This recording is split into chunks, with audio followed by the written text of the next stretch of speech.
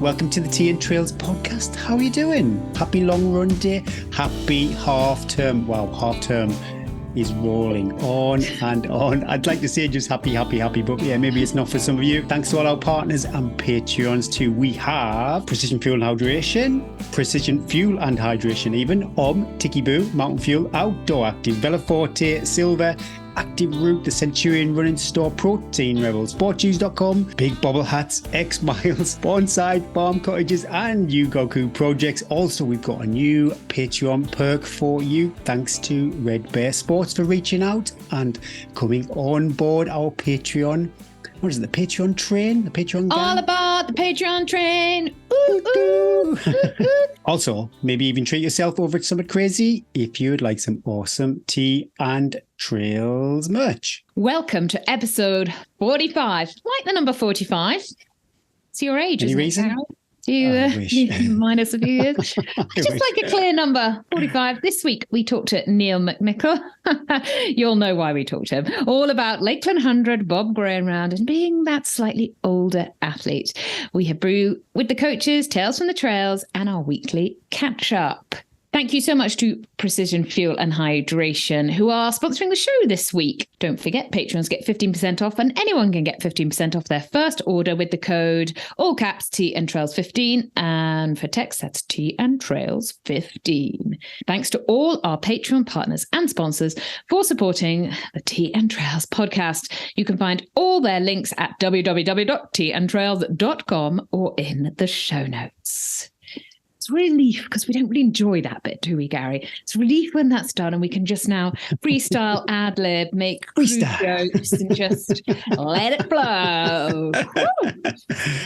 And relax. How are you doing? I'm going to try not to move too much so that my audio is crystal clear, but I'm also absolutely freezing because... We should get those little, the gamer mics. Into one of those. No, because the whole time I'd be going, you gotta work. Ooh, yeah.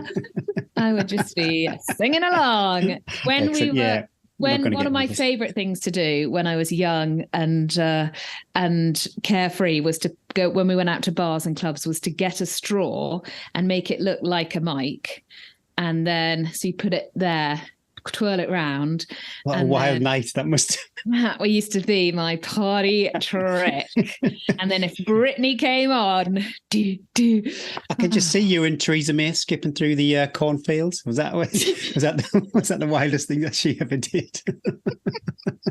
I was arrested once. I was in the back of a police car for digging up a pot plant, Gary. I've been wild in my time. Don't you worry. Classic.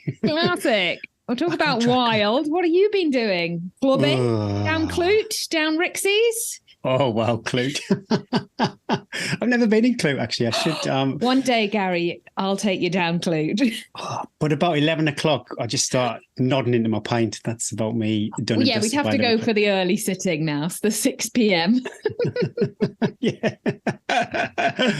I thought I would share with you, though, actually. I didn't really talk about it last week with my Precision Fuel and Hydration what case you're going to say study. Then. I didn't share. Yeah.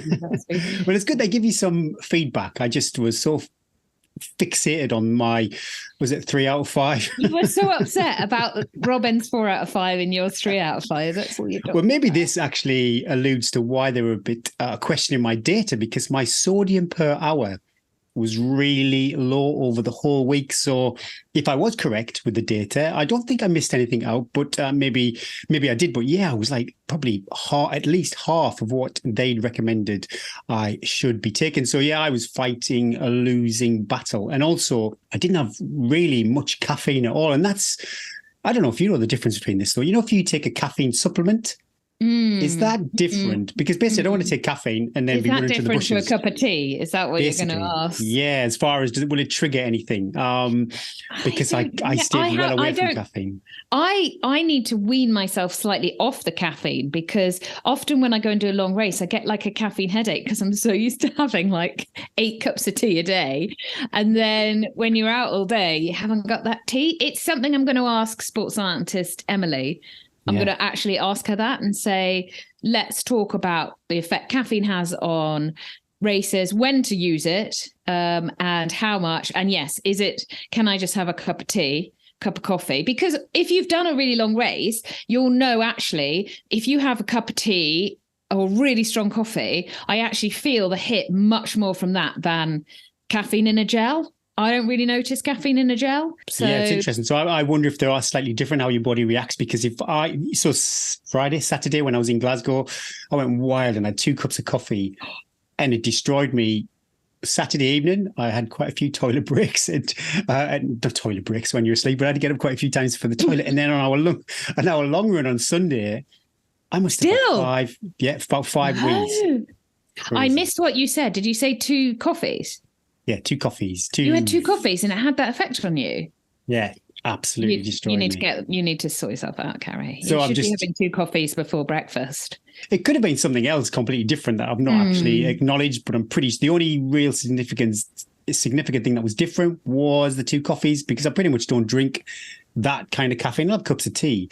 And yeah, it did not. I must have. Oh my goodness me! How many weeks? Anyway, no, we don't. No. But it's super interesting. So it's not just your numbers; they offer up recommendations too. And yeah, if you want to book a call with one of the experts over precision fuel and hydration, all the bits and bobs are in the show notes. I'm going to say it again. My Innovate jacket review has been doing really well. We all know why. How many people heard me talking about it, and when I'm going to go and check that out. I never did it. I should have done it. I was going to just take loads of pictures of me emphasizing my wedding ring. But I think it's not particularly because it's a good review. I just think it's this time of year and people are thinking, oh yeah, I might need a water. No, I think it is a good review. And also there are loads of water. It's a really big investment, a jacket, more than a pair of trainers, more than anything else you're going to buy, because you only really want to buy one every 10, 15 years. They're really expensive. And the amount of time you wear them, though it's quite concentrated in the winter, you're not then, but also there's like a life-saving bit of kit, aren't there? You know, if you've got your jacket and you're heading up into the hills, you want that jacket to be waterproof, you want it to be warm, you want it to be bomb-proof, and you want it to know it's going to last and it's going to do that job again and again and again. So if I was looking for a new jacket, I'd be checking out your review, Gary, to see. And there's not many, if you type in I'm a Montaigne Spine jacket girl, I've got 2, I love them, I like the female fit on them, I like the hood. But if I was looking for another one, comparing them, it's really, there's not people that so I think you've done jolly well with it. You.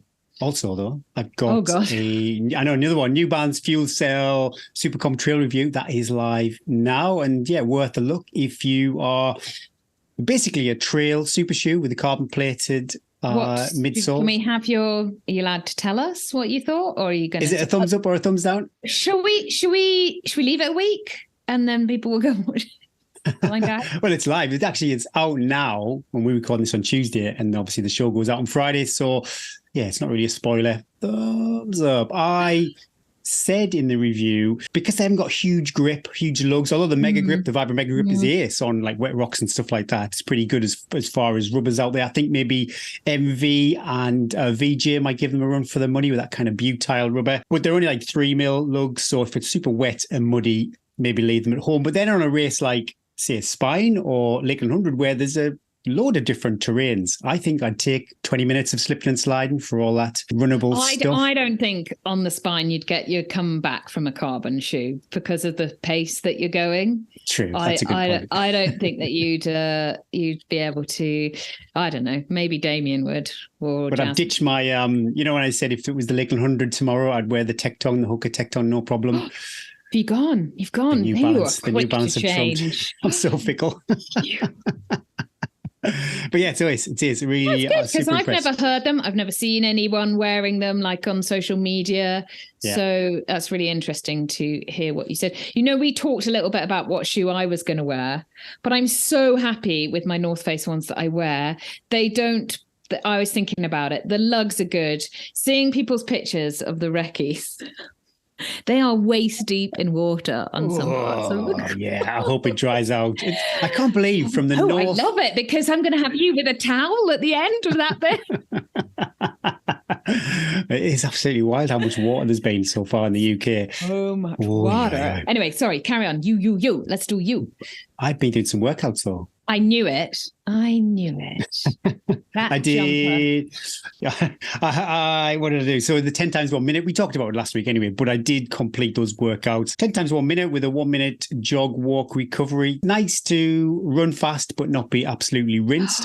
I went on the treadmill and did my 15% incline, watching episode 2 of At Home with the Furies. And it was just a 10 minutes at threshold pace, whatever that is. Actually, I'm not too sure what the gap was actually. I was so relaxed because normally I would then do a manual activity on Strava just so you could actually record the elevation.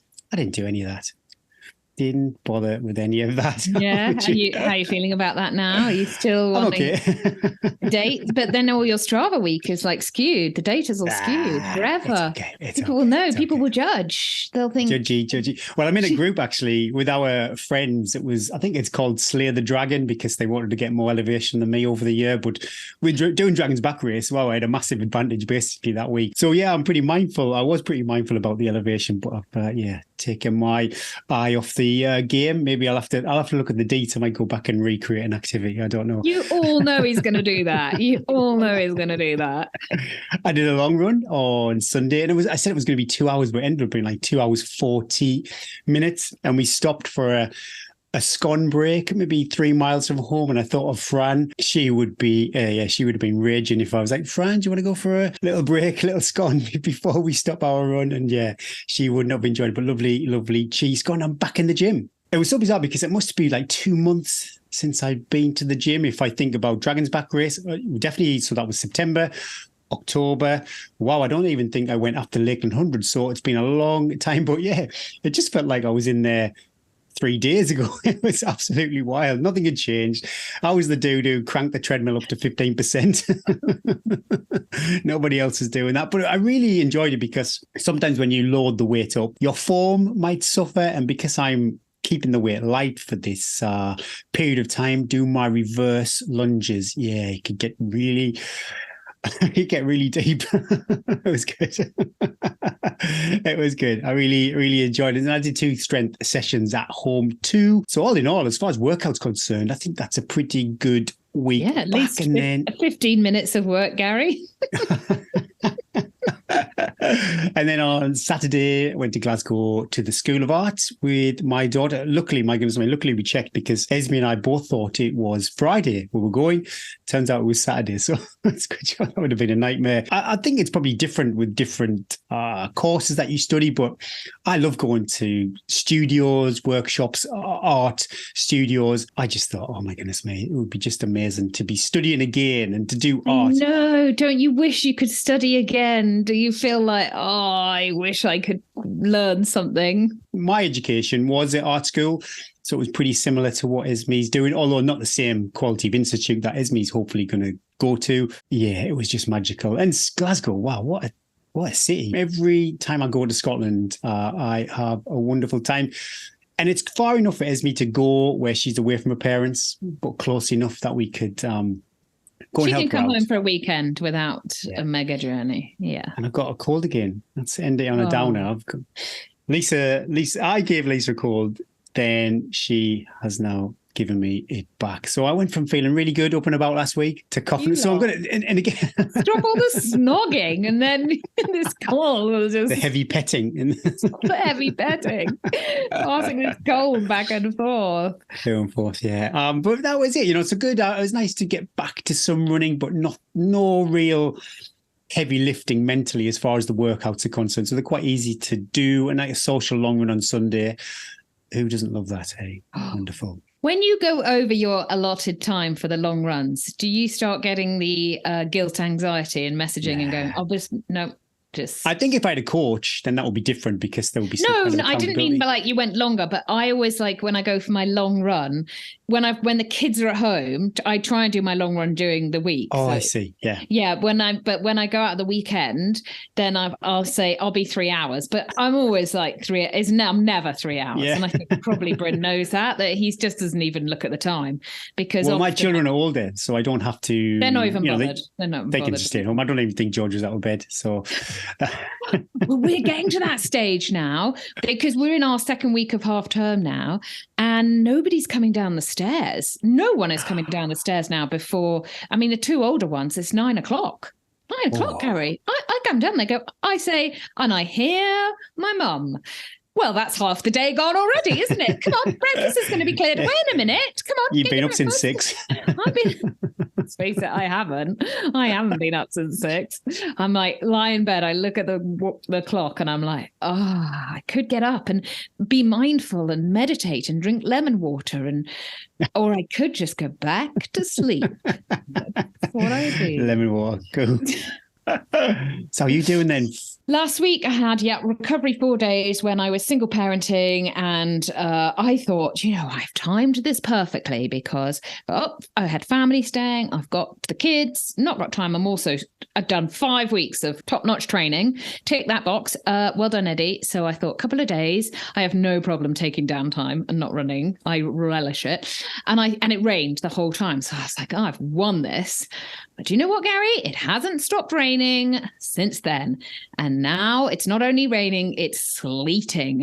It is. Wonderful. I can see, just if I look out my door and raise my eyes just 20 degrees, the snow is there, which is a little bit early for me, Gary, because once the snow falls on those higher trails, they're gone. They're gone to me. And then I'm stuck on the same bit of trail. Won't complain. It's a lovely bit of trail. Is it noisy when we go to the lakes and all that rain coming off the fells and the mountains? You can just hear the noise. The rage of the river. It really messes with my podcast listening because I have to turn it up really loud in order to hear you talking. And then when you come off by the water and you move away, it's suddenly like, oh my God, it's so loud.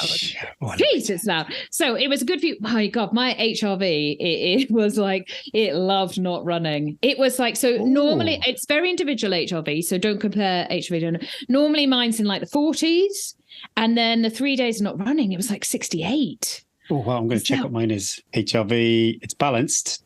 Drum roll, 42.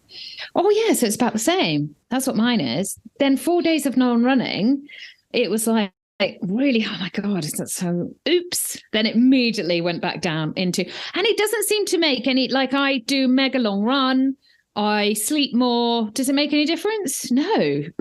Running is the thing that kills it. That just so bad for you. It's so bad. Because when I don't run, I'm usually, say, Dragon's Back Race or Lakeland 100, I'm pretty smashed up and recovering. So I've never had that kind of... You've never done a little few down days. So I need a week off, don't I? Oh, wow, yeah. Just take a week off actually being healthy rather than not doing anything. Anyway, then I was reunited with my wonderful husband. And so I picked the training, first run back.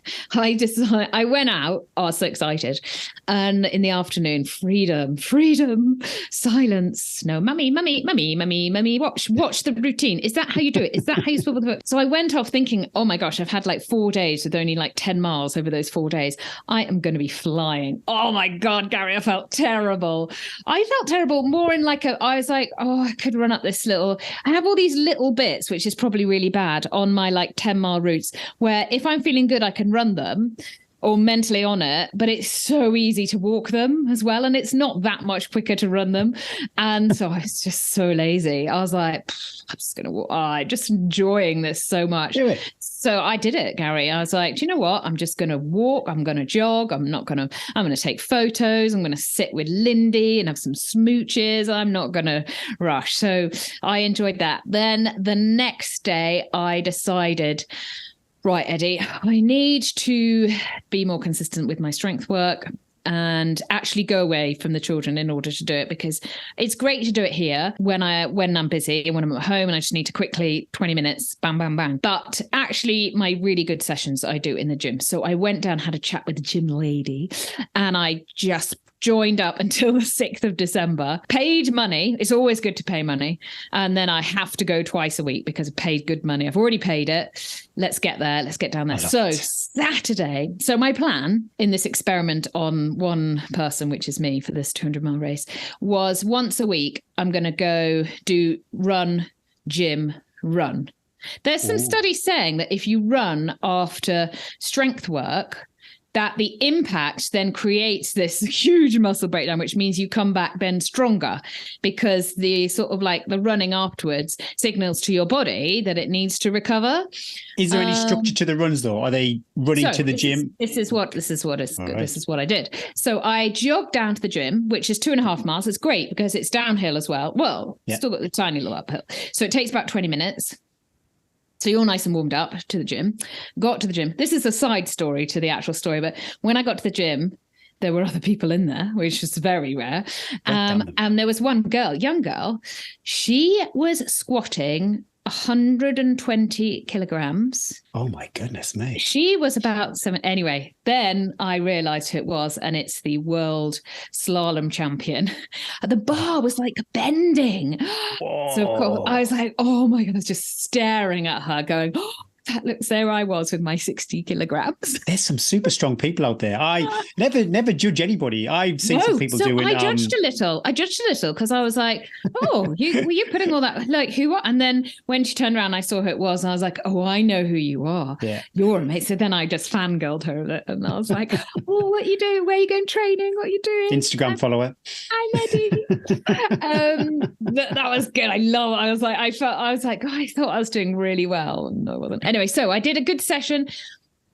I didn't do my super heavy weights. I was like medium weight. But what I did, which I think absolutely killed me, was I went on the Bosu ball. So I always try and do stuff down the gym that I can't do at home. And I don't have a Bosu ball, which is like a half ball on a flat. Okay. They're really good, but they're really expensive. So I've never bought one. Yeah. So I did some side squats with weights on and off the Bosu ball, holding when you're wobbling all over the place. And everything else I've been doing at home. So like squats, step ups. I did like press ups to upright, like normal gym stuff. That was the only thing I don't normally do. Anyway, then I did an hour and a bit run off back home, the long way home, which ended up being just under 8 miles and 1,000 feet of climbing. Really super easy. Could I ask you, sorry, why would you use the ball? Would that because it would engage lots of other stability? Yeah, exactly. It's core, it's ankle, you're getting loads of bang for your buck, basically. So then I fueled during that run because I thought also I was really hungry. Anyway, rest of the day, had to go and have a nap after that. The next day I had my long run, Gary. I was at the DOMS was so bad. Like I couldn't even get my shoes on to go for the long run. Like even lifting my leg, I was like, It was like inner thighs were, sorry to talk about my inner thighs. They were so sore. Not my glutes, not anything else, just my inner thighs. But they were like, so they were so sore. I couldn't bend down. There was literally no bend. So the wild wee that I had to do halfway through my long run, I just had to stand and just let it flow. Oh my goodness. Your trainers don't smell it. I dropped my Vela Forte packet on the floor and I was like, oh. So I had to like swivel round and like straight leg round to try and get it. And you'd think like it would wear off. So you'd think, I'm just really sore, but as the run gets going, but the whole run, I mean, my WhatsApp stream of messages to Bryn was like, oh my God, this is terrible. And Brilliant. He'd be like, you'll get better, keep going. Oh, it still really hurts. Oh my God, I just weaved down my leg. That's it. I'm coming home. Anyway, I couldn't go up any big hills because my legs were so, like lifting my leg up was so sore. So I just had to track around this bit of track, like it says a couple of miles, fire tracks, just to get around. I saw the same hikers about 800 times. I'd be like, what is that crazy? What is that crazy? Anyway, then the next day I did an easy 90 minutes thinking, it was still sore. Honestly, it was so bad, Gary. There's a step in our house that goes from like the sitting room down into the kitchen, and I'd have to reverse step down because it's like Marathon Tuesday, isn't it? The Tuesday DOMS. No, it was almost like I'd done a massive I was like, what the hell? I didn't feel embarrassed, so I felt kind of proud that I'd really done one on myself.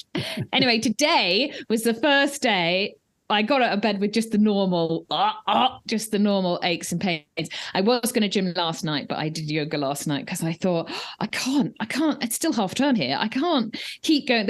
Evie was like, come and play in the river. And I was like, I can't get down the bank, Evie. I'm too old. Anyway, awesome. I will persevere. Hopefully I will not be as stiff when I get to the gym either tonight or tomorrow. That is one thing with the gym though. It doesn't take long before you condition yourself up for those days.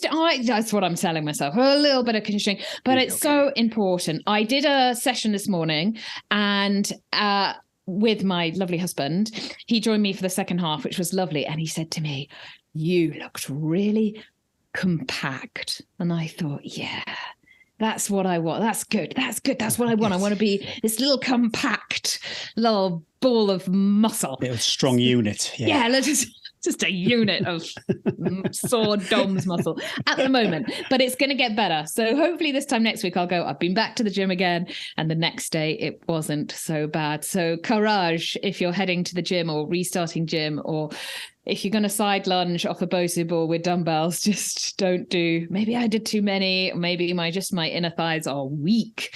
Anyway, it's good. And I'm going to carry on. I'm going to keep that gym run. Probably on it's quite a good thing to do on a Saturday. Just that run off the gym on tired legs is just so good. And for me, it's really good because it's all uphill. It adds a strength element, but I think also it means you'll run slower, slightly takes away the injury risk of like running faster on tired legs because I can't because I'm running uphill. So I feel that, I think that was a good start to the week. And now we've got 42 days until the Winter 200. So we are totally ticking. Hashtag, as me and my friend said to each other, hashtag laser focused. So every day counts, Gary. Now you can't have an off day now. The next 30 days are actually counting. You know, when you're like, twittering on now. You know, when you're like 12 weeks out from a race, 16 weeks, you can have a few like, I don't feel like doing that. Tomorrow, I'll move that. But when you're like 5-6 weeks out, you're like, this actually counts. And you get the old, I start asking myself, everything I do could be, say, food or exercise or socially or pretty much anything. Will that improve my marathon time, or will that improve my Lakeland 100 time? I start asking those questions, and it works quite well actually, because quite often it's like put the beer back in the fridge. Put the beer back in the fridge. Hand out of the cookie jar. Yeah. I love our little catch-ups, Eddie. You know, You're always so enthusiastic when I'm telling all my stuff. You're like the only person that maybe it's all just a big act. Well, we go in hardcore Monday or Tuesday or Wednesday, whenever we're recording. It's like, could be 4 hours or whatever sometimes. And then for the rest of the week, it's like pretty much not a lot goes on. So it's always good. It's always good to have a catch up. But another bit I love is Brew with the Coaches. And this week's question comes from Patreon, Yannick Biancini.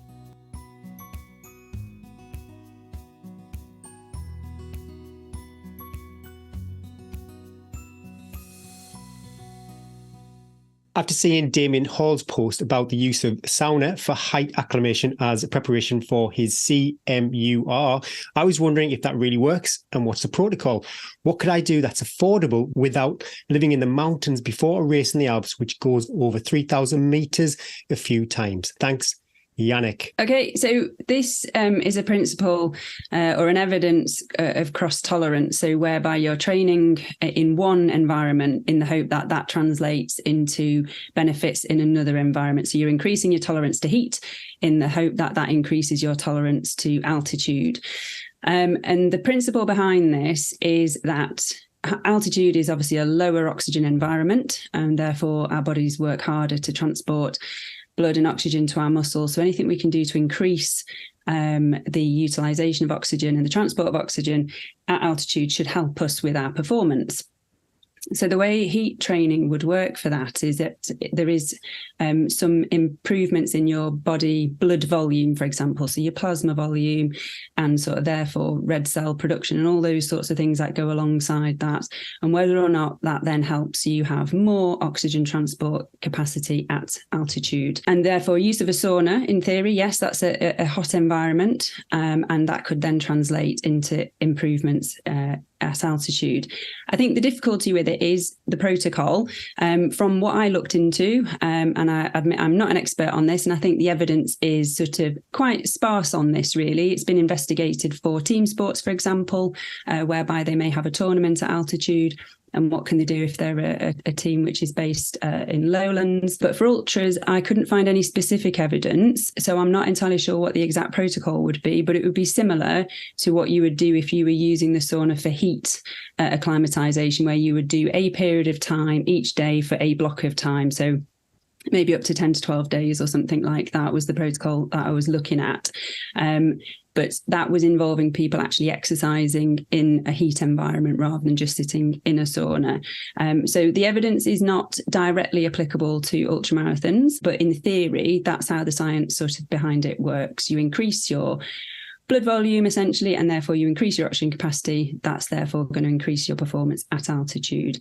But I will be interested to look at what Damien Hall actually did do and what the protocol was for him and how successful he felt it was. The sort of protocol for runners, if you're going to, this is more maybe now looking at if you're going to compete somewhere hot and you want to acclimatise a little bit before you go. I know some of the Great Britain 24-hour runners are doing this because they have got to acclimatise to some hot weather in December, which isn't obviously going to be easy to do in the UK. It's advised to do this about 4 to 6 weeks before your big race, is to spend some time in a sauna, not exercising, but sitting in a sauna. To do that between about 5 to 7 days, and then you can stop doing that terrible torture. And then maybe just before you go, or perhaps when you arrive a week before your race, you can do 2 to 3 days of heat acclimatization as well. And the body will remember what it's supposed to do, and you will adapt quicker to the hotter weather. My big thing on this is that those 4 to 6 weeks when you're meant to be doing this heat acclimatization is also probably when you're in your biggest volume of training.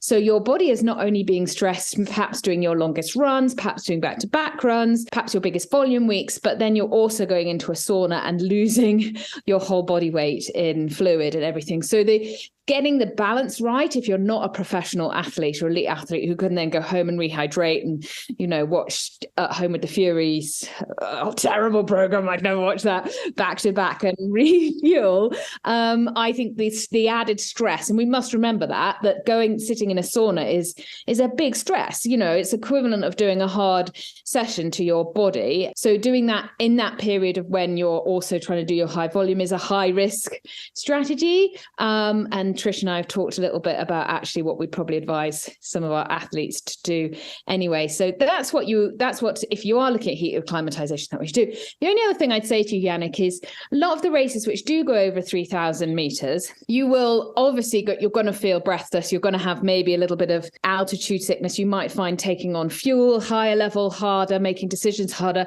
But often these races go up and then come down very quickly as well. The actual time you spend up high is quite limited. So don't let that be like an overriding factor in your training, because though you might go up, you feel it when it goes over 2,000 meters and you're breathless, you're quite quickly then will be coming down as well with a lot of these races, because they're climbs and then descents. So don't let that be like a key worry in your training. Much better to have stronger legs and to be fit than to be worrying too much about that. Trish, now the sensible chat. I totally agree with Eddie there in terms of that period when you do that sauna piece would be in a key part of training where we're not full-time athletes, and you only have a certain amount of time in the day, and bear in mind you're doing all of your hardest block of training. You're trying to get your strength working. I mean, I really struggle to get my strength working when I'm in that specific phase, because it's just, you're so busy. The whole sauna thing, again, like Rebecca said, I personally think the evidence isn't there to make a massive difference in terms of height acclimatization. I would put more of my eggs in the basket of working on fitness. So I'd say fitness first, put that time into getting better, increasing your VO2 max, which will make a big difference, and strength. Like, you're going to be climbing mountains, so you need a lot of strength for that in your legs, particularly, and your core. So I would say that time is better spent, as opposed to being in the sauna, to working on those areas and recovery. We forget about recovery, but it's going to be even more difficult to recover if you're doing a hard session, going into the sauna, dehydrating, probably not then going to be totally hydrated and ready to go for your next hard session. So I would maybe focus on your fitness and your strength work. That would be my top tip for that.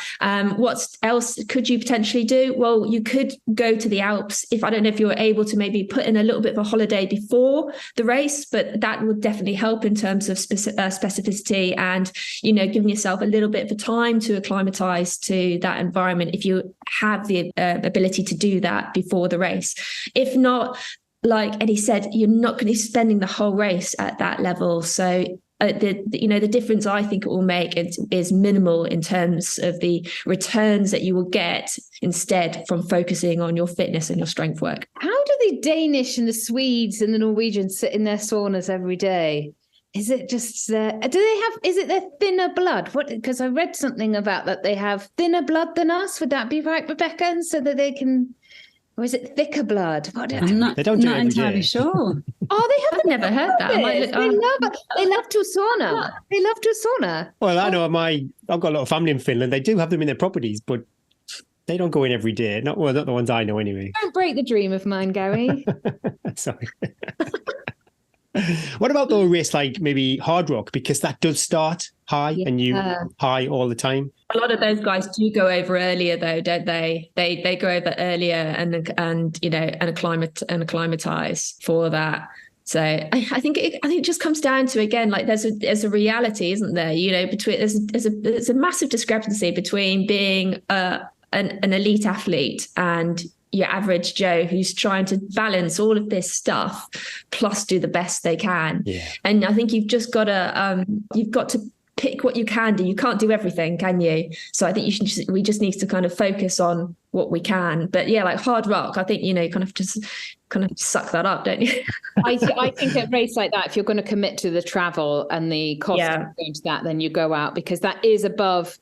Oh, that's above 3,000. Isn't that? It's something ridiculous. Like 4,000, isn't it? I think it's up to 4,000. That's a big deal. But I do think, like in the Alps, I think because so much of it is up and down, and I know like people that if you've done like UTMB or CCC, it does go high, but it's only those specific bits of the climbs.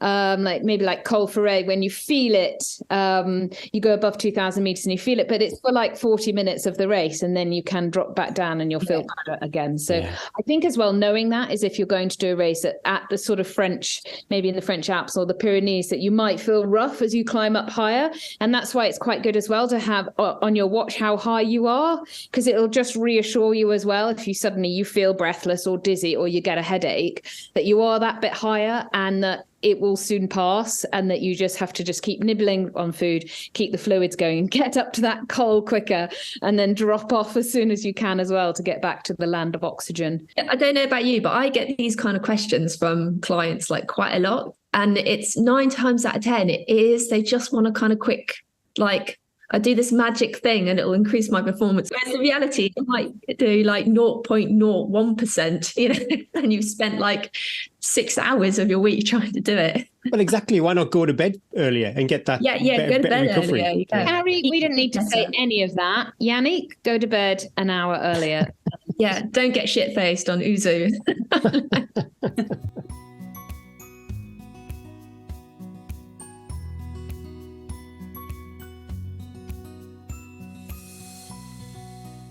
Hope that helped both you and everybody listening. Yannick, thanks Rebecca and Trish. And don't forget, if you're a patron, you can send your questions for the coaches. We will be recording again before too long. Send them to hello@teaandtrails.com. This week's guest is Neil MacNicol. It's such a treat to sit down with Neil. I do get a bit of bants about the rivalry, the V50 rivalry. But the truth is, anybody who'll look at the results here for previous Lakeland hundreds, Neil finishes a couple of hours ahead of me. So yeah, not much competition really. I enjoyed it. I hope you do too.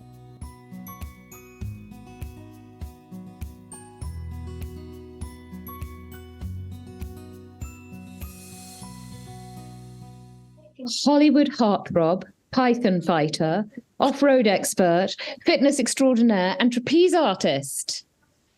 Only joking. That's another Neil MacNicol I found on Instagram when I was doing some stalking ready for this Really? podcast. I think Gary's like, he sounds really cool. How many followers he got? Because we could get him on the podcast. I'll be Googling him straight after this. Yeah.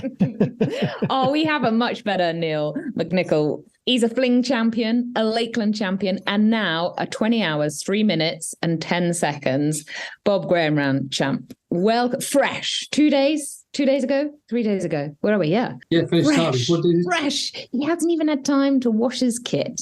Welcome to the show, Neil. We're delighted to have you on the podcast. Thanks very much for having me, guys. Great to meet you. We start as we always do. Where are you? What's the view from your window? And have you been for a run today? Sorry about that last bit. I'm in a spare bedroom at the moment. We've a recent change. We've evicted one child to university, so we've got a spare bedroom now. And this is it. So I love it. What are you going to do? Have you literally cleared them it's- out and they're going to, it's going to become a chintzy, posh guest room? nothing as exciting as that. She's been kicked out of the bigger bedroom, so the smallest child, the little man's gone into the bigger bedroom, and this bedroom is left for her when she returns from uni on her holiday or whatever, or break, if she ever comes back. I love it. It's still warm, and he's like, I'm getting in there. I've wanted that bedroom for years. Yeah, and I want the ensuite. The view from the window is through the square, cheap new build window is the back garden, and someone else's back garden on an estate in Burnt Island in Fife. Beautiful. Oh, lovely. The other window's got a better view of the small bin hill, our local hill. Run up Oh, the not trees. bins. I thought you said of the better view is the small bins. I was going to go, oh, I'm not sure. The bin hill, it's called. The bin hill. And I take it you probably haven't been for a run today. I haven't been for a run today. I drove to the West Coast for 3 hours last night, slept in the van and lay by waiting for an open reach engineer to turn up. Spoke to him, Goodness got the me. broadband in, and then drove back here via Glasgow for another 3 or 4 hours. Got home, had my dinner, and sat down Here here. you are. Oh, you're such a champ. Living the dream. Living the dream. It's And that's glamour just, all the time. but that sort of job is just the sort of thing you do after like a big race or big challenge when you're like, I can't fit that in when I'm training. Can't give up a whole day to go and do that. So then you just load horrible admin weeks afterwards going, oh, this is terrible. But it sounds like it was successful. So tell us a little bit about where you are in Fife. What's your local trails like? Can you get out the door and up into the hills? Yeah, so Burnt Island in Fife, it's just across the Forth from Edinburgh, about half an hour on the train, 15 minutes from the Forth Road Bridge. The Fife coastal path goes pretty much past my door, just along the coast, all the way from Kincardine to around near Dundee. It's very flat, obviously, on the coast. Well, there's a little bits ups and downs, so there's a long coastal path there. There's some local hills just nearby, but if I want to go and get better hills, I'll go to the Lomond Hills in sort of middle of Fife, or I'll pop across to the Pentland Hills near Edinburgh to get some.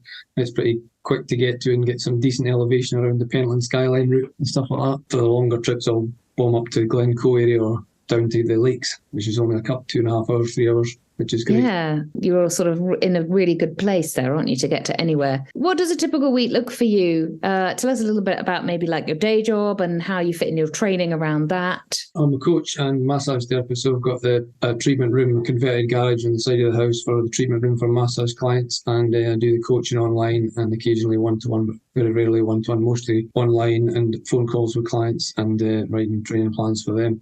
So yeah, it's pretty flexible. My plan, my wife works full-time in finance, so I generally do the kids' appointments and all that sort of admin and just fit my coaching around it and training plans, writing the training plans around that and taking the kids to school or dropping them off or whatever tasks they have and any other admin basically. And I do the dinners through the week and the wife does them at the weekend. I still do the bins though.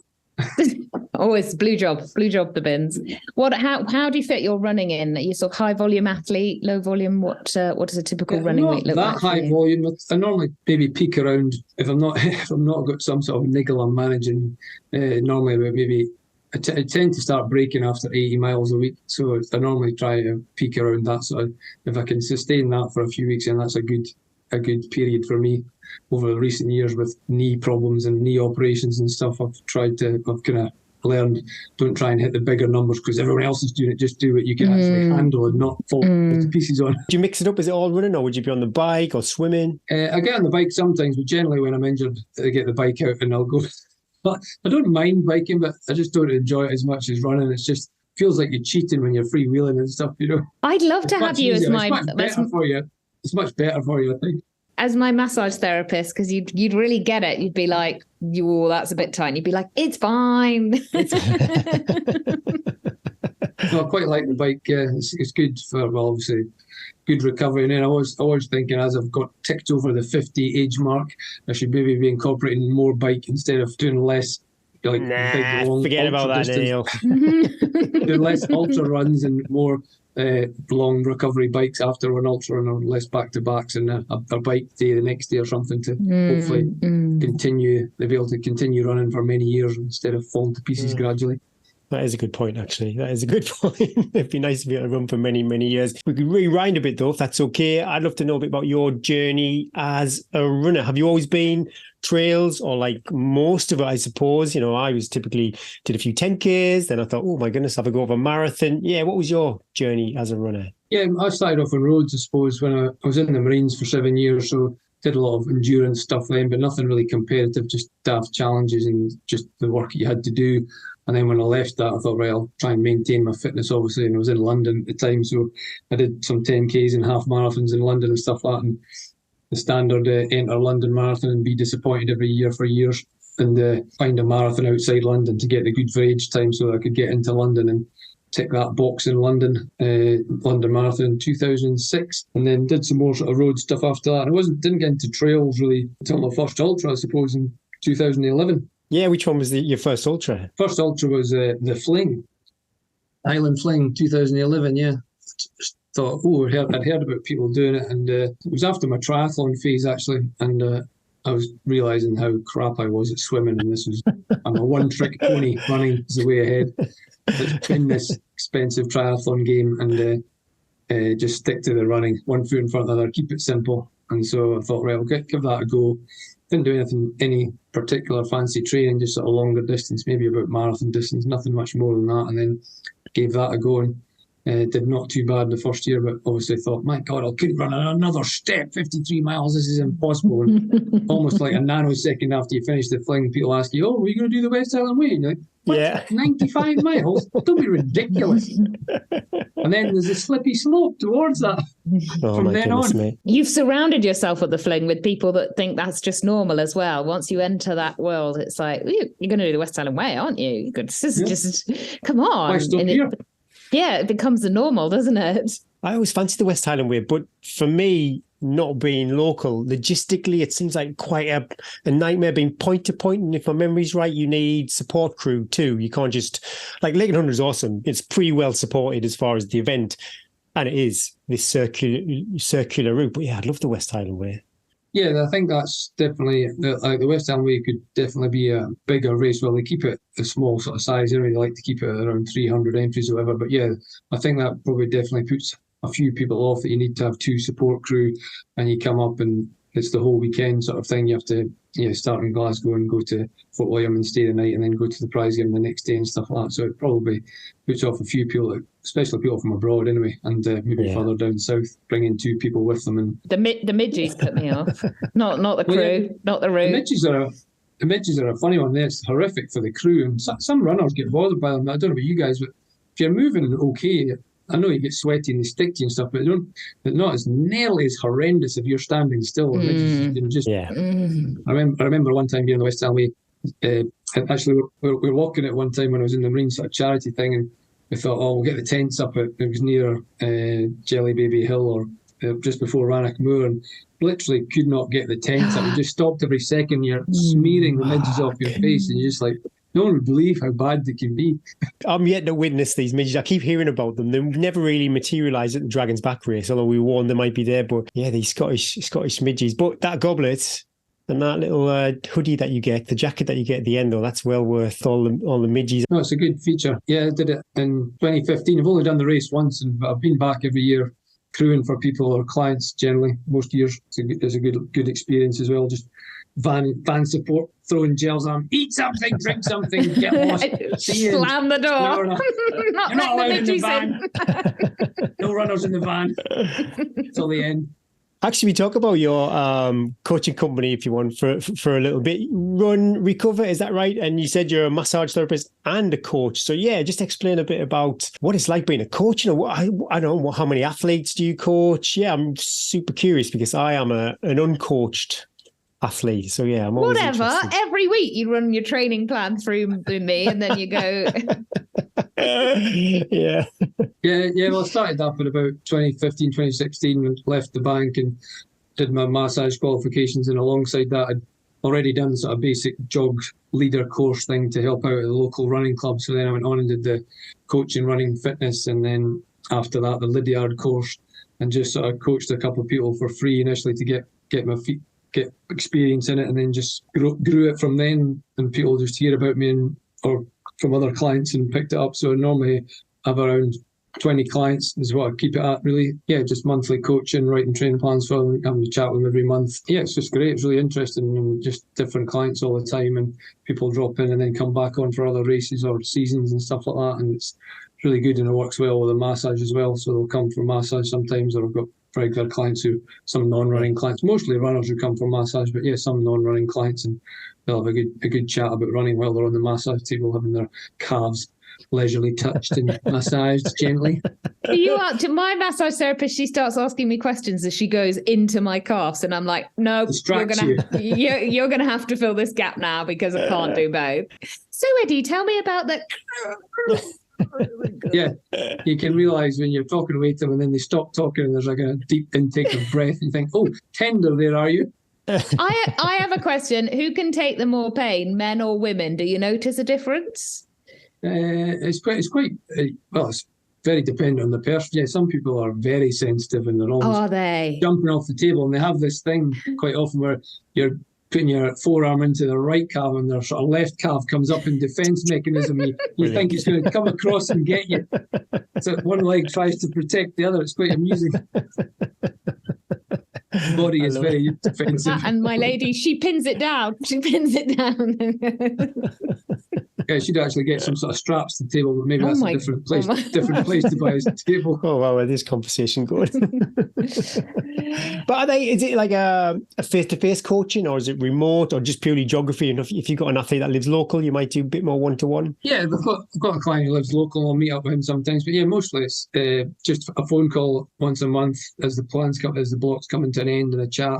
And sometimes it's like this on Zoom, but mostly just a phone call, just to chat. And then quite often if it's nearby or it's convenient or I'm training, I'll try and catch them at a race as well, in the middle of a race or whatever. And so yeah, mostly online. But most clients are in Scotland, I suppose. I had a few abroad clients and some in England occasionally, but mostly people who know me through the Scottish community and whatever. Do you have a favourite race that you like to coach athletes for, that they come and you go, oh yeah, this is a good one? Yeah, that'd be the Lakeland 100 at the moment, I think. A smooth link onto my next question, which was... Well, can I ask first, actually, Neil, if you've got any slots left and there's somebody out there who's training for a 50 or 100 or even a Bob Graham round, wow, if you've got any slots available, I'm sure some of our listeners might be hitting you up. I've got slots available at the moment, and I'd be glad to take someone on for the Lakeland 100 or the Bob Graham. I've only done the Bob Graham once, obviously, but I did a lot of research into it and obsessed over it I've recce'd it for years and stuff, but just never got around to it, and just sort of kind of thought, right, let's get it cracked, or almost got bullied into it. You should get that done off the list before next year, in case you're injured again, you old idiot. Love it, yeah.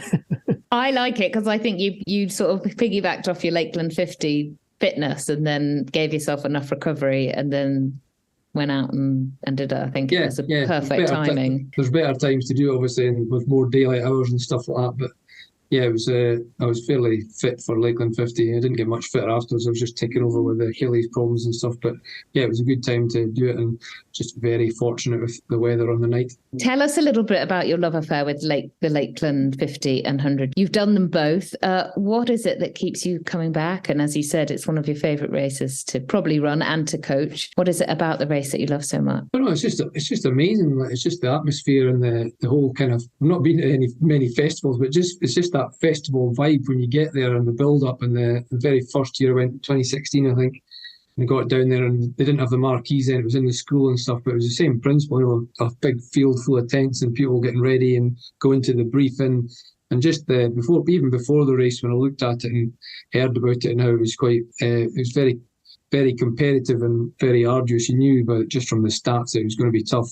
And then before you go down, obviously you do a bit of recceing and stuff, and you're on the route. And like Gary was saying, the principle of the whole, it's a circuit and you're coming back to where you started, and it's just a massive loop of the Lake District, taking in loads of the area. And it's just a great route, a tough route, but a great route. And the whole vibe, starting on the Friday night, going over Saturday night into the next day. Yeah, just the whole setup. It's just fantastic. Well, you've done both, and I know you seem to gravitate towards the 100, but surely as a weekend away, the 50 is the better race. You can enjoy Friday night. You're still going to get a really good run, and you're not absolutely trashed for weeks afterwards. Yeah, definitely. The 50 was my first time this year, and yeah, that was when I was coming towards it. I was thinking, this is great. You get a full night's sleep. This is fantastic. It's a sociable 11:30 start. This is brilliant. This is almost enjoyable. I like the checkpoints too. I'm not too sure if you're the same, but the checkpoints, unlike many other races, the crew seem to have a real sense of ownership. And there's like a little party vibe with each checkpoint. And they are unique. Every checkpoint has a little theme to it. And I just think that really, when you're feeling down in the dumps and in the trenches, and you just know there's going to be some crazy clown or something at a checkpoint at 2 a.m, it's like, yeah, I can't wait for that. No, yeah, it's a fantastic feature, and it's one I forget about it every year. And then you run along, you come into checkpoint, it's rock stars, and you go, oh yeah, I remember reading about that. But I've totally forgotten until I've suddenly run into Freddie Mercury and handed me some water. It wasn't actually Freddie Mercury, it's just somebody dressed up. Yeah. What was it like back in 20? You said about without the marquee. Now, the first year I did it was 2017, and I literally can't remember if there's a marquee or not. But you'll have seen the event grow and grow and grow. Yeah, I don't think there was a marquee. Maybe there was one marquee, just a small one, and the briefing and stuff was in the school.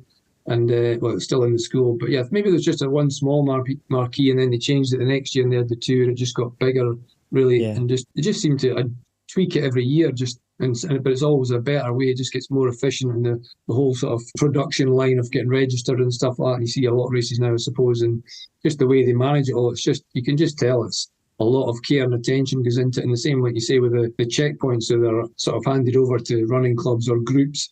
And they take ownership of it almost, and just put tons of effort into it. But no, it's just a great experience the very first year, and you could tell it was well organised and well done. And that's why I've kind of got addicted to it and kept coming back. It's a runner's race, that's for sure. The runner's at the centre of everything, isn't it? Yeah. Why did you decide? You just said, mentioned earlier that this was the first time you'd done the 50.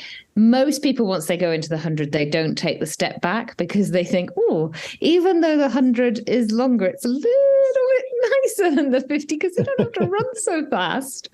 What made you decide to have a crack at the 50 this year? Basically, the experience of the year before, the 100 the year before. I went over my ankle about 3 times before Buttermere, and I was just going ballistic with myself, and I wasn't quite quitting, but I was thinking, that last one, it was really sore that time. I might have to slow down quite a bit here. This could knock everything out, but it worked okay, and I kept going. But I was just absolutely destroyed at the end of the race, and lots of negative, self-loathing thoughts in the last 4 or 5 hours, when I was just getting slower and slower. I was on the amazing nutrition benefits of watermelon for 4 hours because I couldn't eat anything else. That high calorie, that dense calorie snack. Oh yeah, it's elite level stuff. If memory's right, Ali Bailey took the win, you second, and you were moving well, but I think it must have been James Chapman was probably closing in you, but he just didn't have enough time, I suppose, ultimately. Yeah, I came second, about an hour behind Ali Bailey, and so that was a great result, obviously. But I was just absolutely tanked by the time I got to Ambleside. I was just hanging on, and I knew I was going to get caught. Really, couldn't do anything about it, and ended up it was less than a minute. I think I didn't see him coming or anything. It was that when I saw he came in after me, but it was that close. You know, it was mad. Like, but yeah, I was totally spent, and it's kind of the opposite to this year, I suppose, when I was moving well at the end and other people are going backwards or whatever, or having a bad day. It's just when it hits you, there's not much you can do about it. Talk us through your race this year, because it's exciting. It was an exciting race and a smoking fast finish as well. Yeah. Well, that's what everybody said to me. The trackers, people get frustrated with the trackers because sometimes they stop and then they jump and they're like, "Who's doing what? What's happening?" And especially when it's all happening in the last 3 miles or whatever. Going into the race, I had a good training block and stuff, and I'd done a lot of more volume than I normally managed to sort of get through niggles and stuff and keep the volume up. So I was actually angling to go back up to the 100 the closer it got to the time, but I left it too late to ask politely, "Could I have the 100, please? I've changed my mind, and I think I could do it again." Sorry, but it's too late. Sorry, Neil. That's interesting you say that, because I think a lot of people maybe looking in would think race winners would get a kind of special pass, and if you get on the podium, you do get invited back with a free entry. So it was a free entry as an invite back because you got on the podium and stuff. But when I was asked that, I said, "Oh, I'll have the 50, please. I was trashed. I'll try the 50 this year," and that was great. And so I'd left after the results-based system had kicked in. I was stupid. I'd left it too late, which is fair enough. Absolutely fair.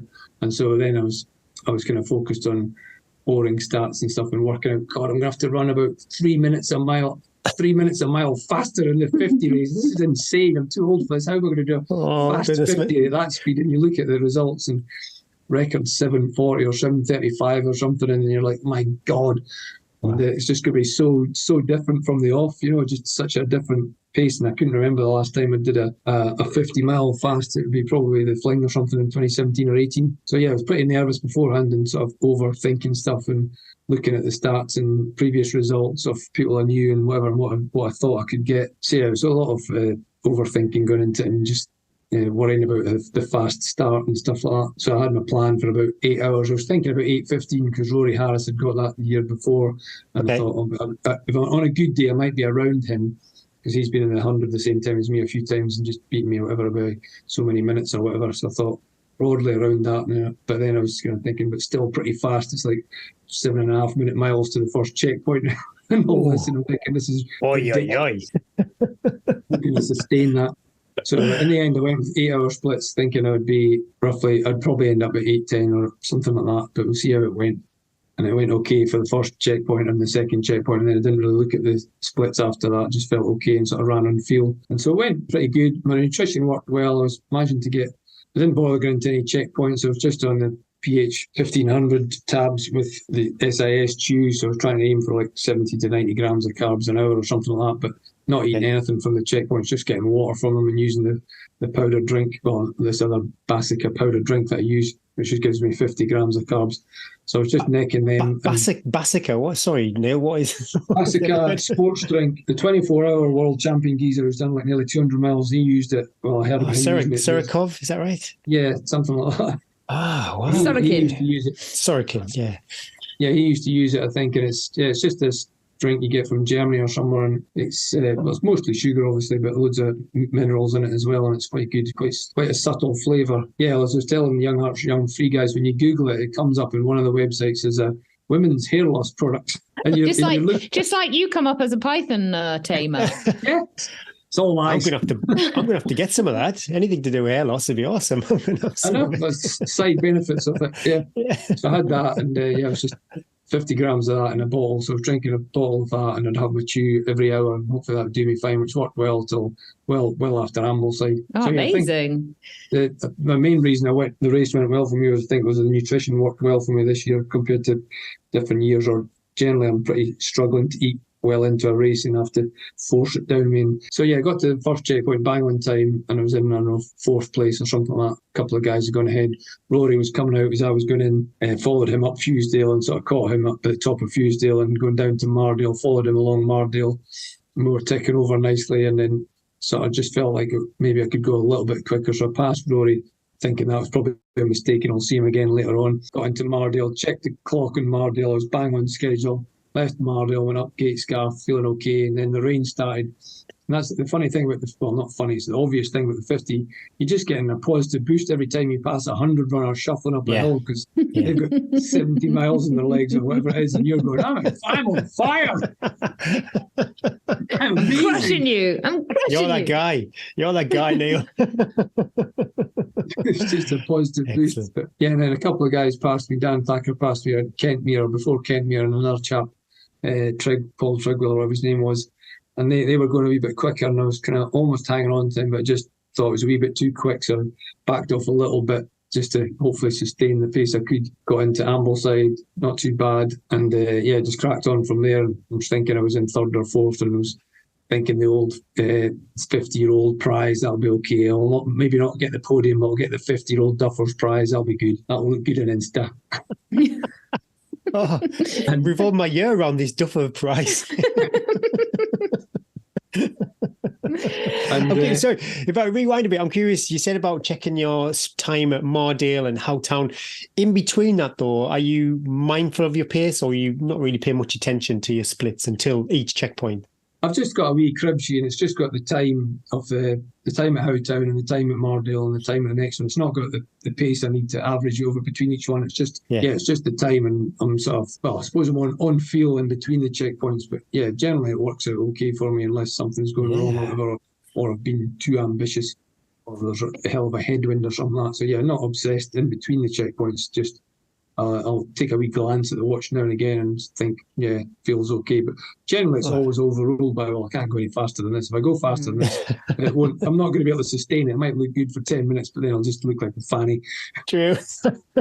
Dying.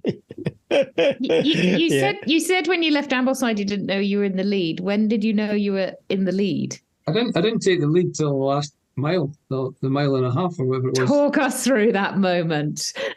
So out of Ambleside, Dan Thacker passed me again. So I was like, what happened there? And he said, I was being sick in Ambleside and stuff, so I had to sort myself out of the toilet.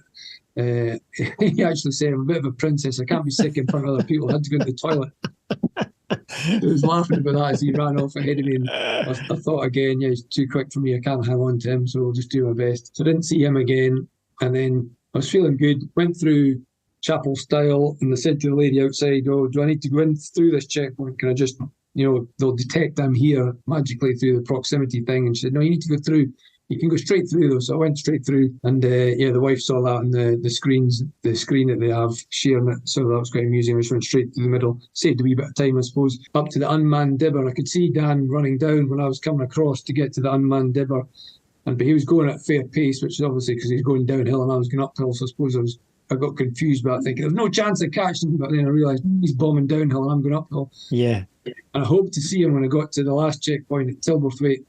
I was looking ahead and I couldn't see him. There was a few people at the checkpoint, but I couldn't actually see a runner. So I thought, oh God, he's got quite far ahead. I thought it was in third or fourth perhaps. So I was thinking, that's it, I'm not going to make the podium. I'll be fourth, first 50. Got into the checkpoint, ditched a couple of, asking to get these chews out of my back of my vest. And they were taking them out and they're starting to open those. And I don't want them, just ditch them. That's 70 grams of weight. I don't need that. Got clutching at straws by this point. and then went to run off and then fumbled for the pound coin at the bottom of the stairs, wasted about 20 seconds trying to get my fingers in to get the pound coin out for the charity. And then I went up the hill and pushed on up the hill, and I was still sort of thinking, they'll be gone, I can't catch them, I'll try my best going up this hill. And I got up around the hill and I could see them going up the last slope towards the final descent. And they were both walking. And, I love it when people are walking and you're trying to catch them and you think. Well, that was the magic trick. That's what just pulled me in, because they were walking. And I was thinking they probably should be running on that slope. It's not that steep, like. Yeah. And the first chap had his poles out and he's powering along, and Dan was a few hundred metres behind him and he was walking. And I was thinking, maybe I've just got a chance. I love it. Awesome. So I pushed on a bit more, found some energy, because it's just mad. Like I was saying to myself, just shows how mentally weak I am, or people are. You just, the effect of seeing someone just, you thought you were tired, you're not so tired now, are you? Just faking it.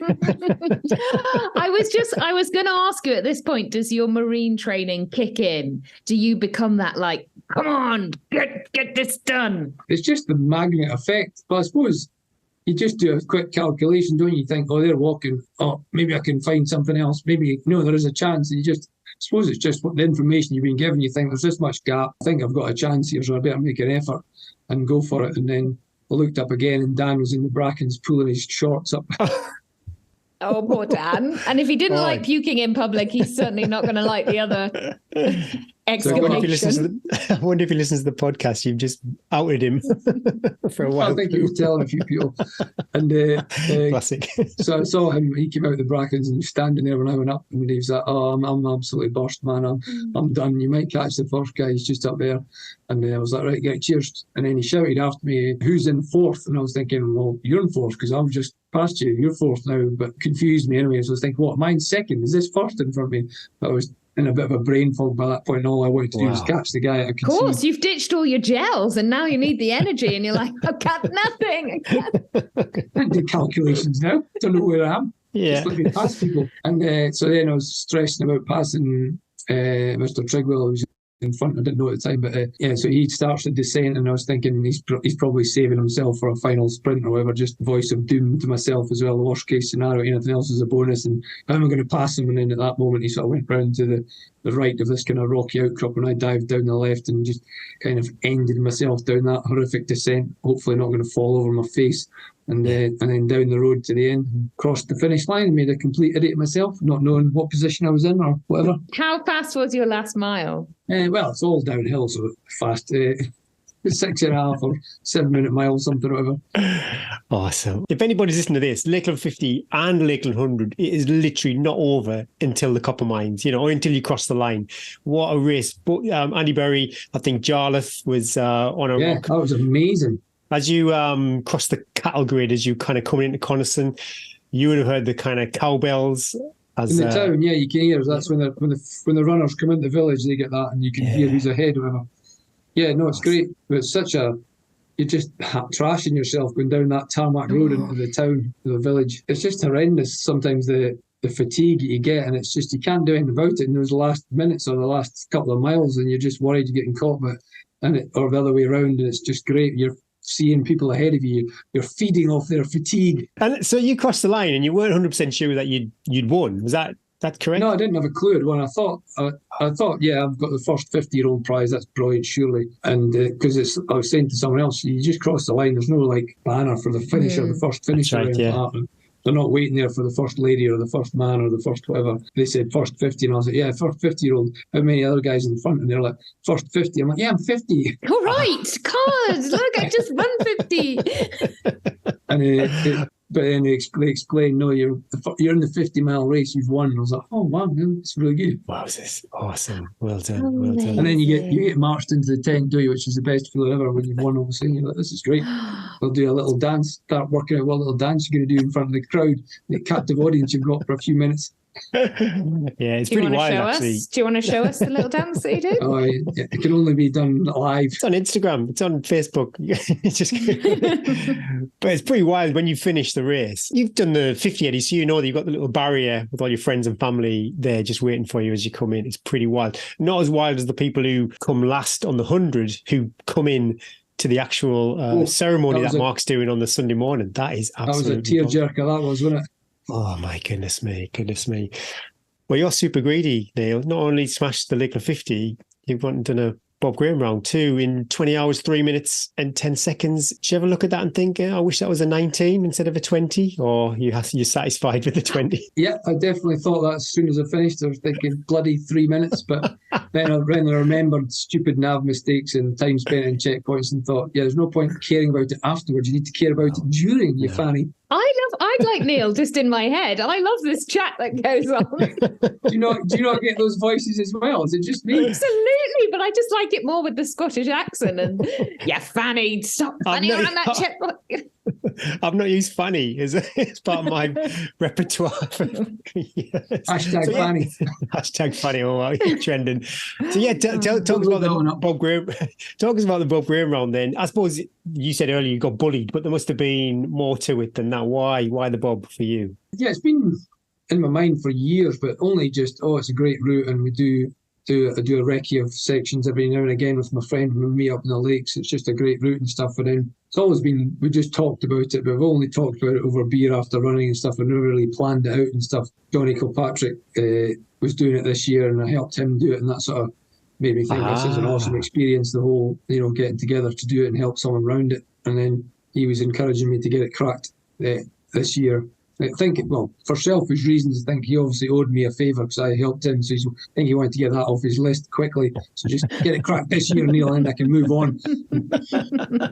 And then I also thought, there's also races and stuff. So with recent knee problems and stuff, I've struggled to make the Lakeland start line and worried about being there being fit enough for the start. So I've kind of reserved a lot of time before and after the Lakeland to make sure I can make it. So you kind of lose confidence from big races and stuff if you've got another one in the distance or near distance, so you want to save yourself for that. I suppose I put it off for that, and then I just thought, I'm fairly fit after 50, maybe it is a good idea. It's not the best time of year to do it, but might as well just give it a shot instead of waiting until May next year. You never know, might be in some sort of niggle or something that will stop me from doing it in May or June next year at the right time. You were brave though. October, that is a pretty random month to be up on the high fells, but it was it was raining, but nothing didn't seem too bad that weekend. Is that correct? No, just so lucky. Well, leading up to it, you could see that the storm was coming on Wednesday or whatever it was. Yeah, the first named storm, and I was thinking this is going to be a disaster. But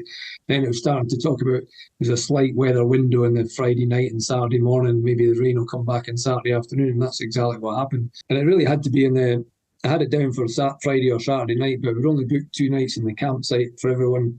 And if it was going to be on the Saturday night, it was just going to be a massive pain in the arse logistics-wise for getting back up the road on Sunday for everybody, So it needed to be absolutely horrific for us not to go on the Friday night.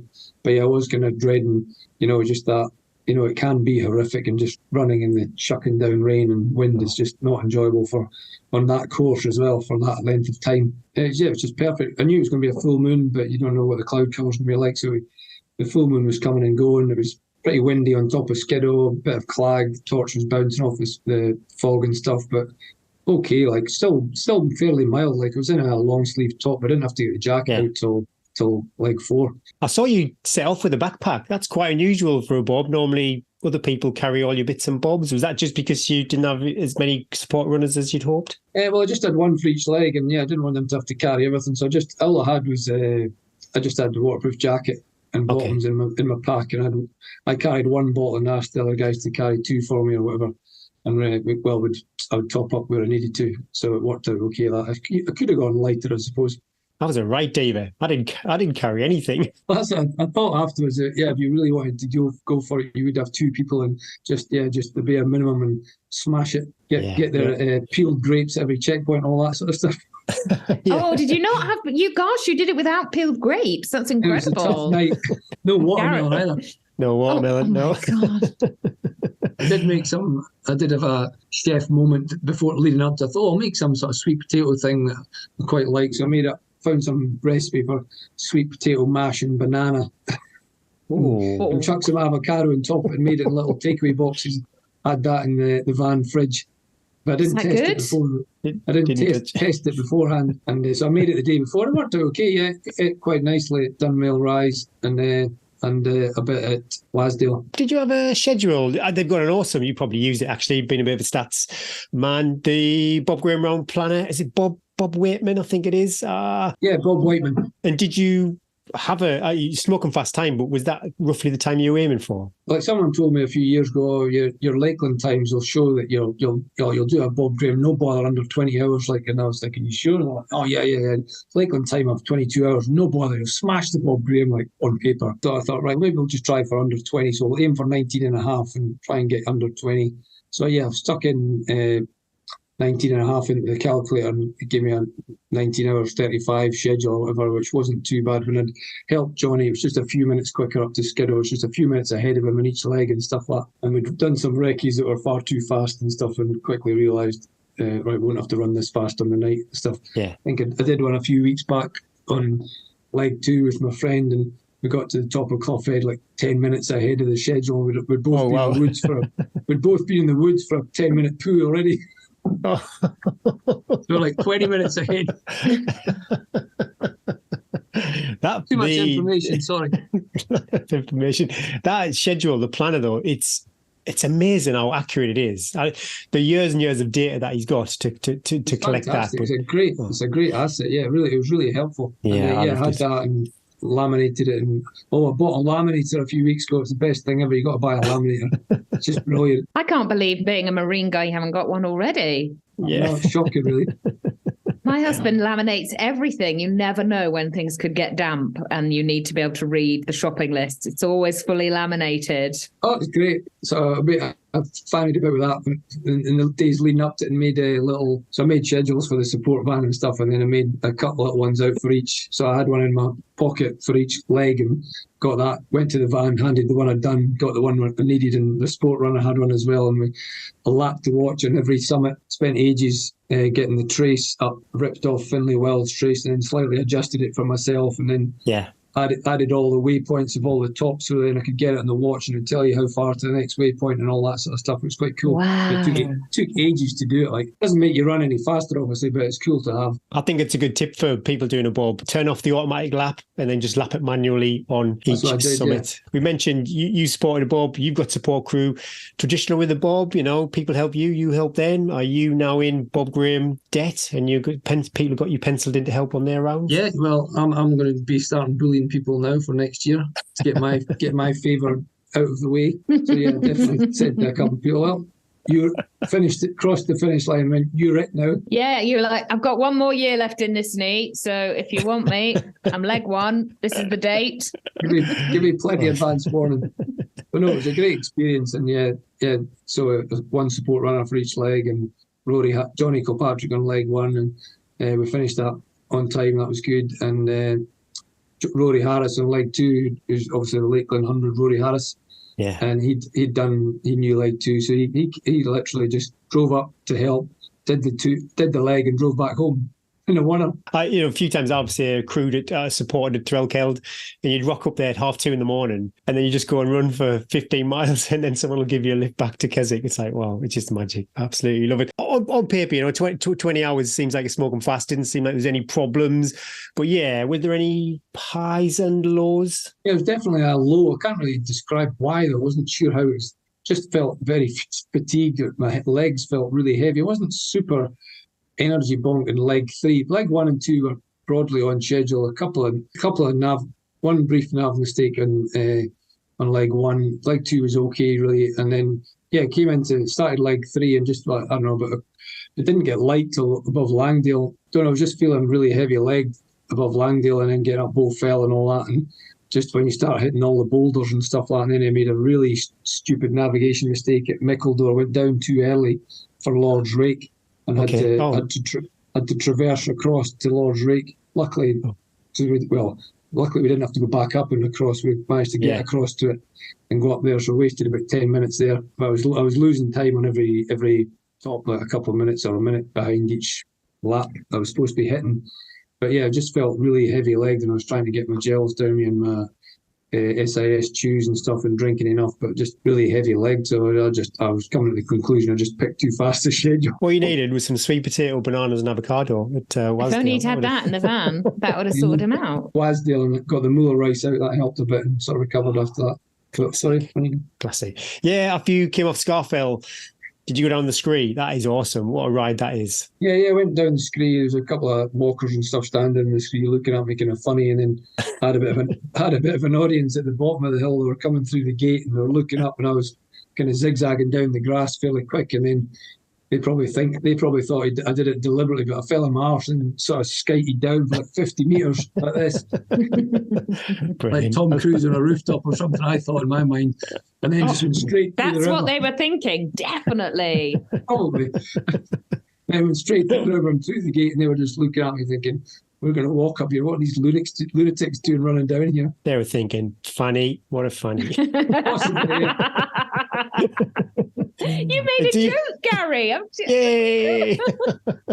It's only taken 10 months. Did you have a favourite leg? I think leg four. Well, I was feeling good on when I got up off the U-Barrow, and leg four was the one I supported for Johnny. And it's just once you're up and out, it's you're starting to think we're getting there. And it's such an awesome place. The terrain is quite wild and rugged. Leg 4, I love it actually. Yeah, and it's a good runnable descent off Pillar down to the Lakeland, crossing the Black Sail Pass and that, and then way up and onto Kirkfell and cracking on with it. Yeah, it's quite a good leg. Talking about the Lakeland 100, you do Black Sail Path, and that's quite, for the Lakeland 100, you got Black Sail Pass and probably, Fusedale, the big climbs. But then you think in the context of the Bob, that is a pass, and you got a lot more climbing. Well, it is just the insane elevation. I was joking with someone, like, it's so funny how when you link all the legs together, it's so much harder than just doing one or two. Who would have thought? Who would have thought that? Brutal it is.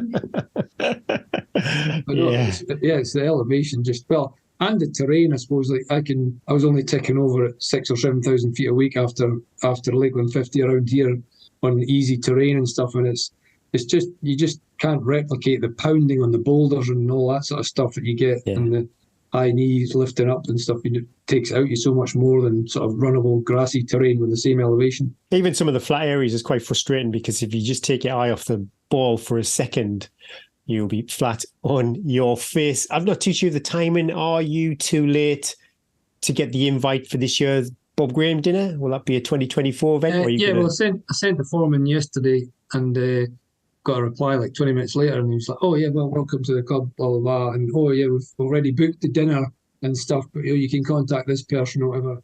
So yeah, I wasn't sure. I thought I'd read it. They don't do that, or maybe they started out if they get enough people attending or whatever. Yeah, Eddie, oh my goodness, was it 2022? 2022, my Bob. They were doing the dinner then, so well worth going. I would definitely go. It's such a blast. Really. You went to, did you? Yeah, they had. Oh my goodness, they had Nikki Spinks did a talk. Beth Pascal was there. Yeah, it was a who's who of fell and trail. Gary Thwaites, he was there. That's what they were saying about you. What a fanny! What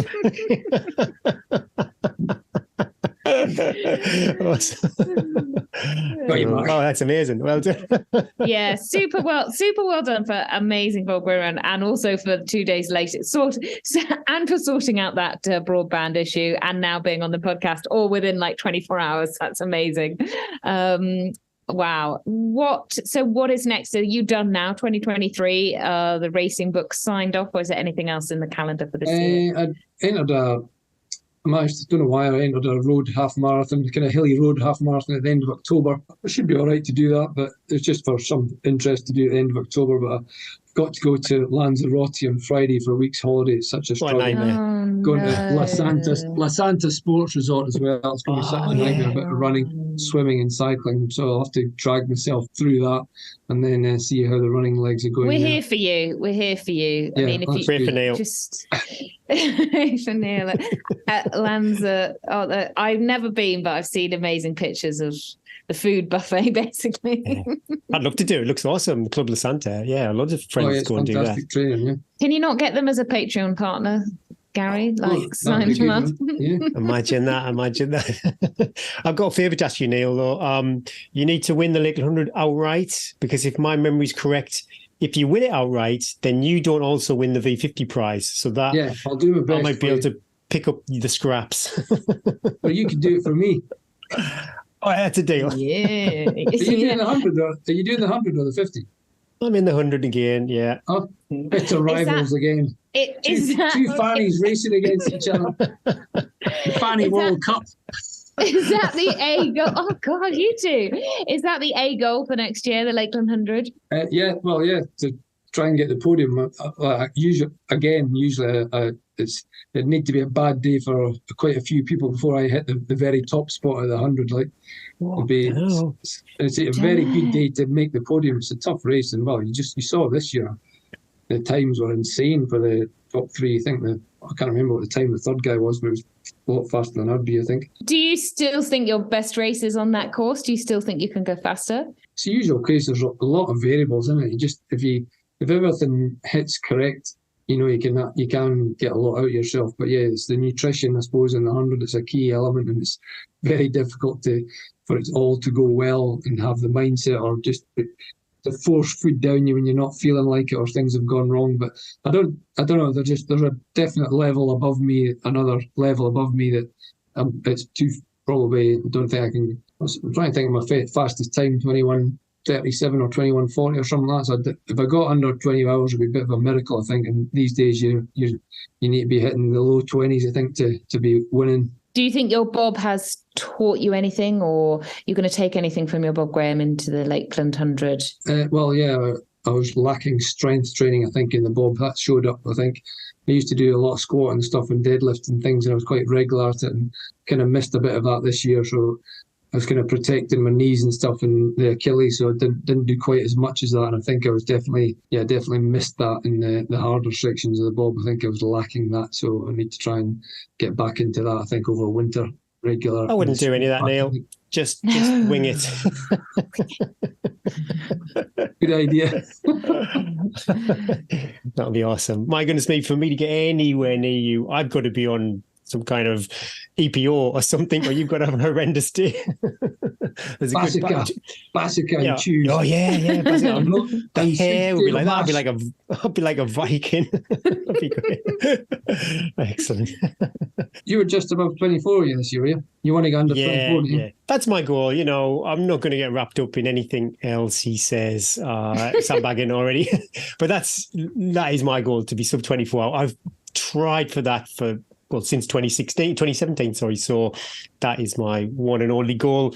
Awesome. If you take the win, then I could prosper potentially. You never know. My goodness me, we're saying this as if it's a given. Somebody else could be just turning 50 pretty soon, and then I say you just never know on the day what happens to people on the day. It's mental, what you think. Top people, and everybody can have a bad moment and crumble or whatever, and totally energy drop, and you can pass them over. Or the other way around, it could be you. It's a long way. It's a long race. But yeah, genuinely best of luck. All funny and aside, I truly think I just can't wait. I just can't wait for July again. It's my favourite race of the year. We see with the podcast, it's just a kind of coming together of the community. It's just wonderful. So I can't wait. As long as it's sunny. I don't want a rain and miserable weekend in Coniston. Yeah, you want that evening sunshine when you're sweating going out of Coniston, thinking, "Oh my God, here we go again." Yeah. Too fast at checkpoint 1. Bollocks. Okay, we've got quick 5 questions. Do you have a favourite part of the lakes? Over towards Buttermere and Buttermere to Braithwaite. I quite like that sort of area. We did a run last summer, ended up away above, I can't remember the names of the tops, past Buttermere, like you continue on up above Buttermere and above Braithwaite, and that was quite cool. Quite like that area. Yeah. But I just love going down in the van and parking up wherever we're parking and just running around. So staying near Keswick, we're staying in Castlerigg this weekend. It's just a fantastic campsite there, and just bombing around and going to these places, or stayed up in a lay-by and up near Honister Mine and stuff, and did some of the recce's there, run from Honister down to Wasdale and go round Leg 4 and come back up and stuff. It's just really cool. Really rugged and just great views and stuff. Just a fantastic area. I love it. I see some of the vans parked up when I've been out for a run. I just think, oh, imagine that, waking up to that view with your cup of coffee or something in the morning. That will be magic. Next question. What subject do you wish you had worked harder at school? Well, I don't know if I worked harder, but the PE at school, it didn't seem that great. Like, it wasn't that... I don't know, there was a bit of rugby and football and stuff. I just I don't remember being particularly enthused by, or inspired by people to do different things at PE in school. And there was a wee bit of cross country occasionally, but it just seemed that we kept jumping from thing to thing. Yeah. And I remember one thing, actually, we were brought up on a farm, so we lived about 1.75 miles off the main road, and I used to cycle out to the road to get this old minibus to the next town, to get the bus to the big town. And all this carry on. So I was quite fit cycling at the time, and we had remember one time doing this, it was on an exercise bike, and it was to keep increasing the resistance or something like that. And I did quite well on it, and the guy was, "Oh, that's amazing," like compared to other guys and stuff. But probably nowadays they wouldn't say it in front of the whole class, but made everyone else feel like a bunch of idiots because, "Look at this, Neil can do this." And I'm like, "Well, I'm cycling every day," and they're like, "Oh," and everybody's getting miserable, like, because I could get the same resistance, like. That was a really sort of interesting memory I remember about it. And a bleep test once as well. But then with the bleep tests in the Marines and stuff after that, they were not very nice. No. My kids have just discovered the bleep test at school, and because they came back and they were like, "This thing," and it kept bleeping. I was like, "Oh yeah, I've done that." And they're like, "No, not in your day, Mum. How do they do that?"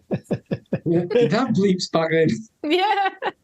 So they had to wind a the great tape with a test, isn't it? pencil. It's a great, and they still do it. I remember doing it in a gym in London once actually, and got just ridiculously competitive. I was obsessed with trying to beat the squash coach at the time. Managed to beat him, and I was just, this is the best thing ever. Like, I love it. Tiny studio going back and forth like maniacs. Okay, next question. Oh, we got two. Which one should I go for, Eddie? You can choose. The second one, I think. Okay, I'll go for the second one. If you could switch lives with any fictional character, who would it be and why? This is super tough. This Jack Reacher, baby. Of course. He's a I mean, legend. it's so close to your everyday life anyway. There wouldn't be that much change. He's not a fanny. Imagine that on the strapline and the tagline of the movie. Jack Reacher. He's not a fanny. But he's always getting into such terrible problems, and you're like, "Come on, Jack. We all saw this coming. We all saw it just coming." Walks into town in trouble. Walks into town and makes such a mess. I'm always like, "Who's going to clear this all up? Who is going to clear this all up, Jack?" Oh, it's great. It's just so funny, these books. Like, what's the tagline? It's like, men want to be him, women want to be with him. I wouldn't say no. How could you?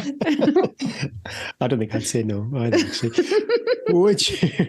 Would you rather sleep in late or take a long nap midday? Sleep in later, take a long nap midday. I'm starting to think more about having naps in the day actually as a good recovery thing. I love But naps. can't seem to find the time. I'm thinking that'd be a good idea. Maybe that's a thing in your 50s. You start thinking about naps and stuff. I'd love a nap. I love a nap. Oh my God, a nap is so good. Do you feel good afterwards, or do you feel groggy afterwards? I'm a professional napper. I pretty much have one most days. I have my lunch. Awesome. Yeah. And then I set my alarm for like 15 minutes, and I can do it anywhere. I can sit in a chair and I'll just shut my eyes and I will wake up when my alarm goes off, get up, get going. It's probably my superpower, sadly. I used to be jealous of a guy when we were in the Marines. There was a guy who'd been in the submarine service, and then he joined the Marines, and we were in these bunkers above Faslane, waiting to be attacked by the Russians. It never happened. So you're just sitting around watching TV all day, waiting for things to happen. And people would go for a nap in the afternoon, and he'd literally just lie down and be out for like 3 hours, just like that. He'd go to sleep anywhere in seconds because he's so used to the 6 on, 3 off in the submarine for like 4 months or something insane. Yeah, of course. How can he sleep like anywhere? Yes. I'm so jealous. I don't even know him. I'm really jealous. He sounds great. Okay, Eddie's going to mock me for the way I deliver this question. Every week we share the podcast on Instagram. Every week, Neil, we share the podcast on Instagram, and we'll pop a song with our Instagram story and post. But you get the choice, Neil. What song would you like us to use for your Instagram story? I was thinking one occasionally I ask Alexa to play is Chasing Rainbows, Shed 7. Shed 7. Oh, that's it's a new one to us, that one. That's a good song. Good song. That's a good song, Shed 7. Have you ever seen them live? No. I saw NSYNC were coming back on tour. Are they the same? Exactly the same. Same genre. They're probably about the same age, to be honest.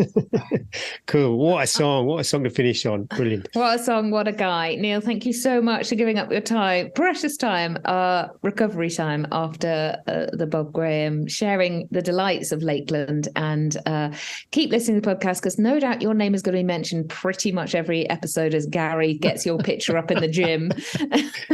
Chucking darts at it. Going Jack Reacher on my ass.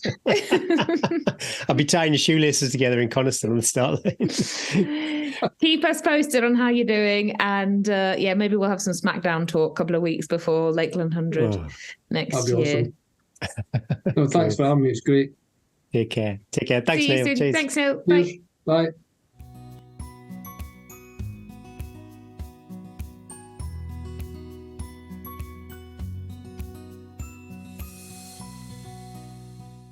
There was a bit of brotherly love going on in that interview, wasn't there, you two? It was good. I loved it. Such a treat. Such a treat till he's smashing you at The next Well, race. I'm so laser focused on Neil. To be fair, like I said earlier, he is going to be a couple of hours. If all goes to plan for everybody, even if my goal is sub 24 hours, he's roughly 21, 22 hours. So he's still a couple of hours ahead of me. I'm not even thinking about anybody else. There could be another 49-year-old who just tips into that age bracket. My ideal scenario is I'd win the Lakeland 100, but that's never going to happen. But plan B is Neil wins the Lakeland 100, and then by default, the V50 prize rolls down to... By default. Anything you win by default, we're not celebrating on this podcast. I'll take it. I will take it. But yeah, I am totally not paying attention to other potential entrants. And yeah, there'll be a lot of speedy 49-year-olds who might turn 50 before July.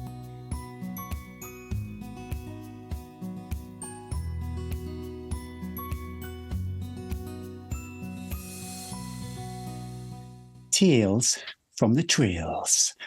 First thing we always do is head over to our Strava Club, and David Hanna, 118.2 miles. Fortunately, David's got a private Strava.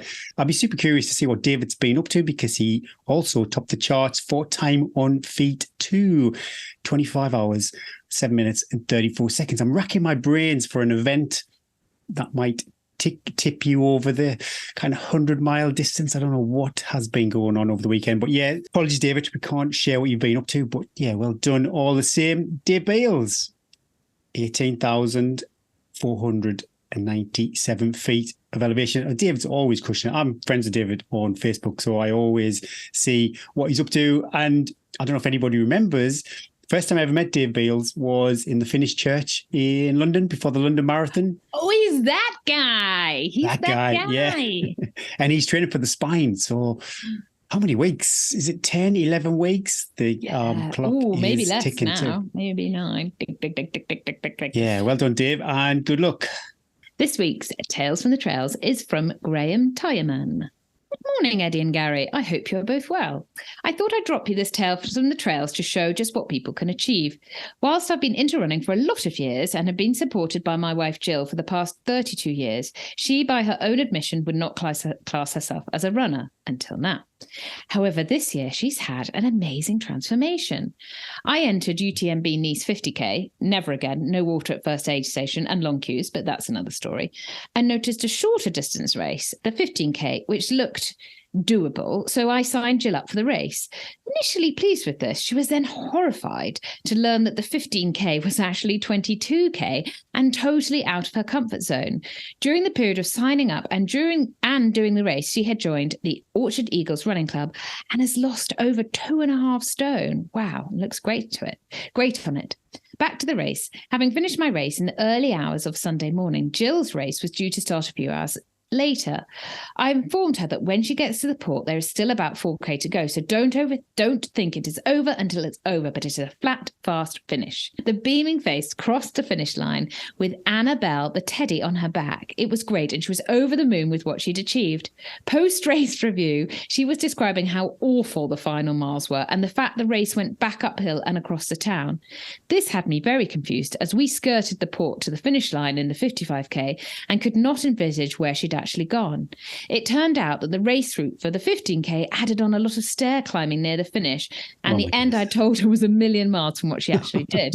Had she known, I'm not sure she'd have started. LOL. I could not be more proud of what she'd achieved, and maybe one day she may toe the line to the Lakeland 50. Who knows?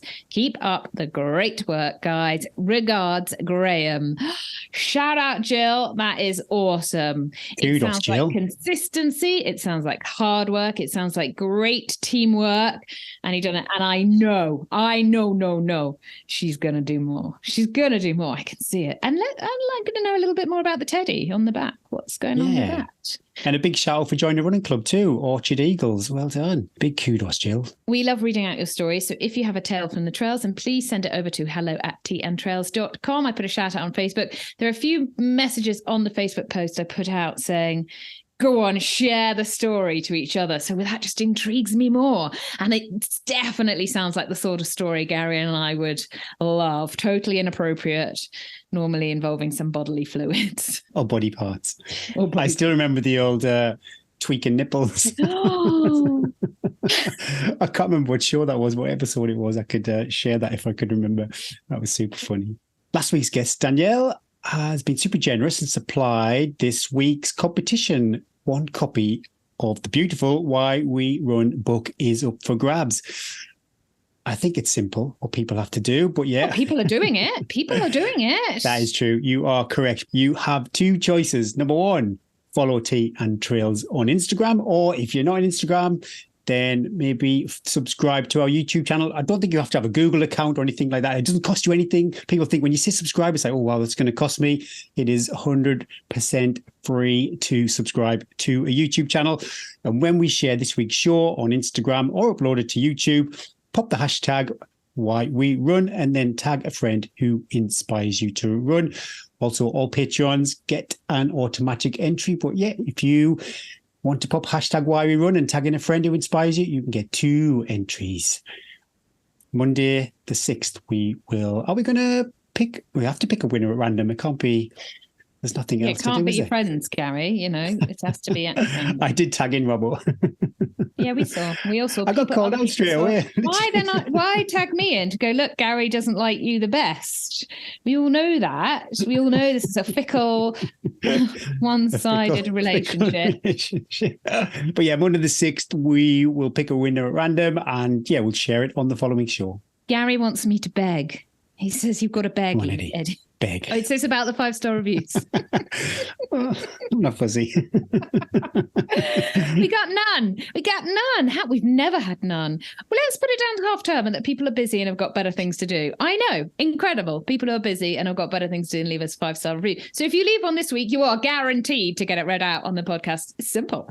Read it me. I'll just get the kids to write one. Mum, you spend all that time in the back room twittering with Gary and not making our tea. Get off Zoom. But if you have a spare minute, we would greatly appreciate. Head over to Apple Podcasts and leave us a review. Something about overseas listeners, Gary? What's that? Yeah, well, I would love it. I'm not too sure. It's the whole, I'm not Gary a marketeer. I know nothing about the Apple Podcast algorithm, but I think maybe if you're an overseas listener and you leave a review, then that might pop our podcast in front of other people who are from the same country as you. So yeah, it'd be lovely to grow our podcast overseas. So yeah, leave us a 5-star review.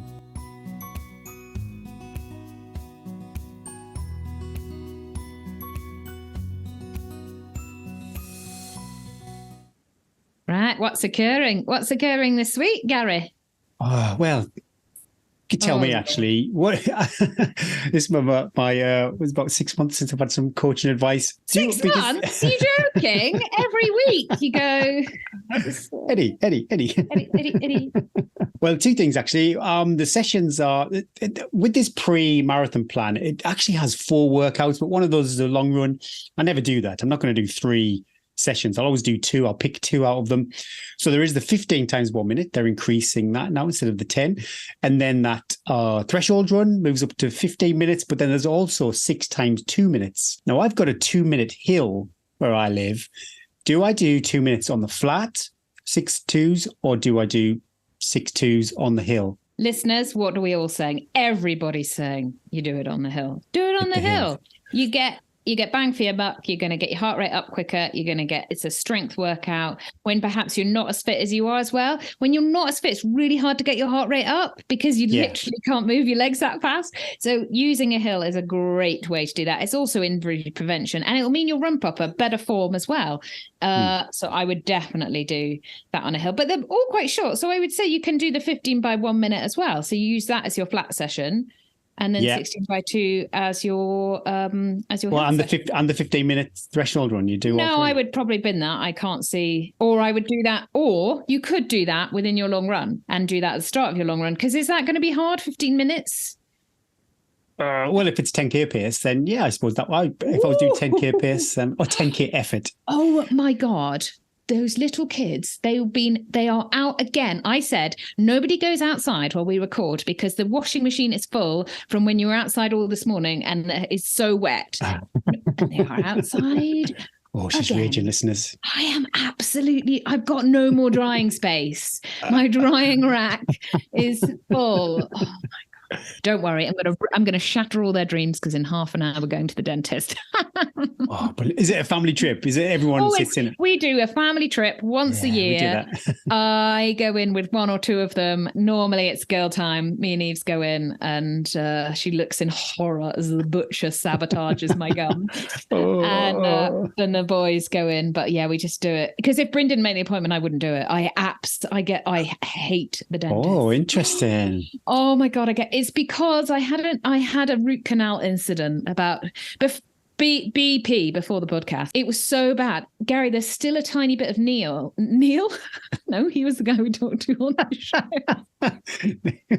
There's still a tiny bit of needle in my gum. Oh my God. That she left from the root canal. And it's such a bad experience. So now when I go in, I just start shaking, like my legs start shaking, my arm, like even though she's just giving me like a clean and I hate it. I can't believe she has been struck off. That's terrible. No, she's gone. She's gone. This is a different one. But so I've said my eldest one's a bit nervous about going. So I said, we're going to look at it like a race. So like when you're like positive, we're just going to imagine we're like skiing down on a lovely powdered piste. We're not at the dentist with her going, have you flossed? And me going, yeah, I love flossing. Does anybody floss? I've never. Does anybody? Brenda, oh my God. Losses for like 15 minutes. That's a good point. Actually, I might chuck that 15 minutes in my long run. Maybe you could do that. You could just like, because it's only a 2-hour long run as well, just be mindful of the fueling, that I would do a little warm up and then just like 15 minutes, maybe not like, to me, Z4 would be quite, or you could just use it as a bit like a build into it and then. Yeah.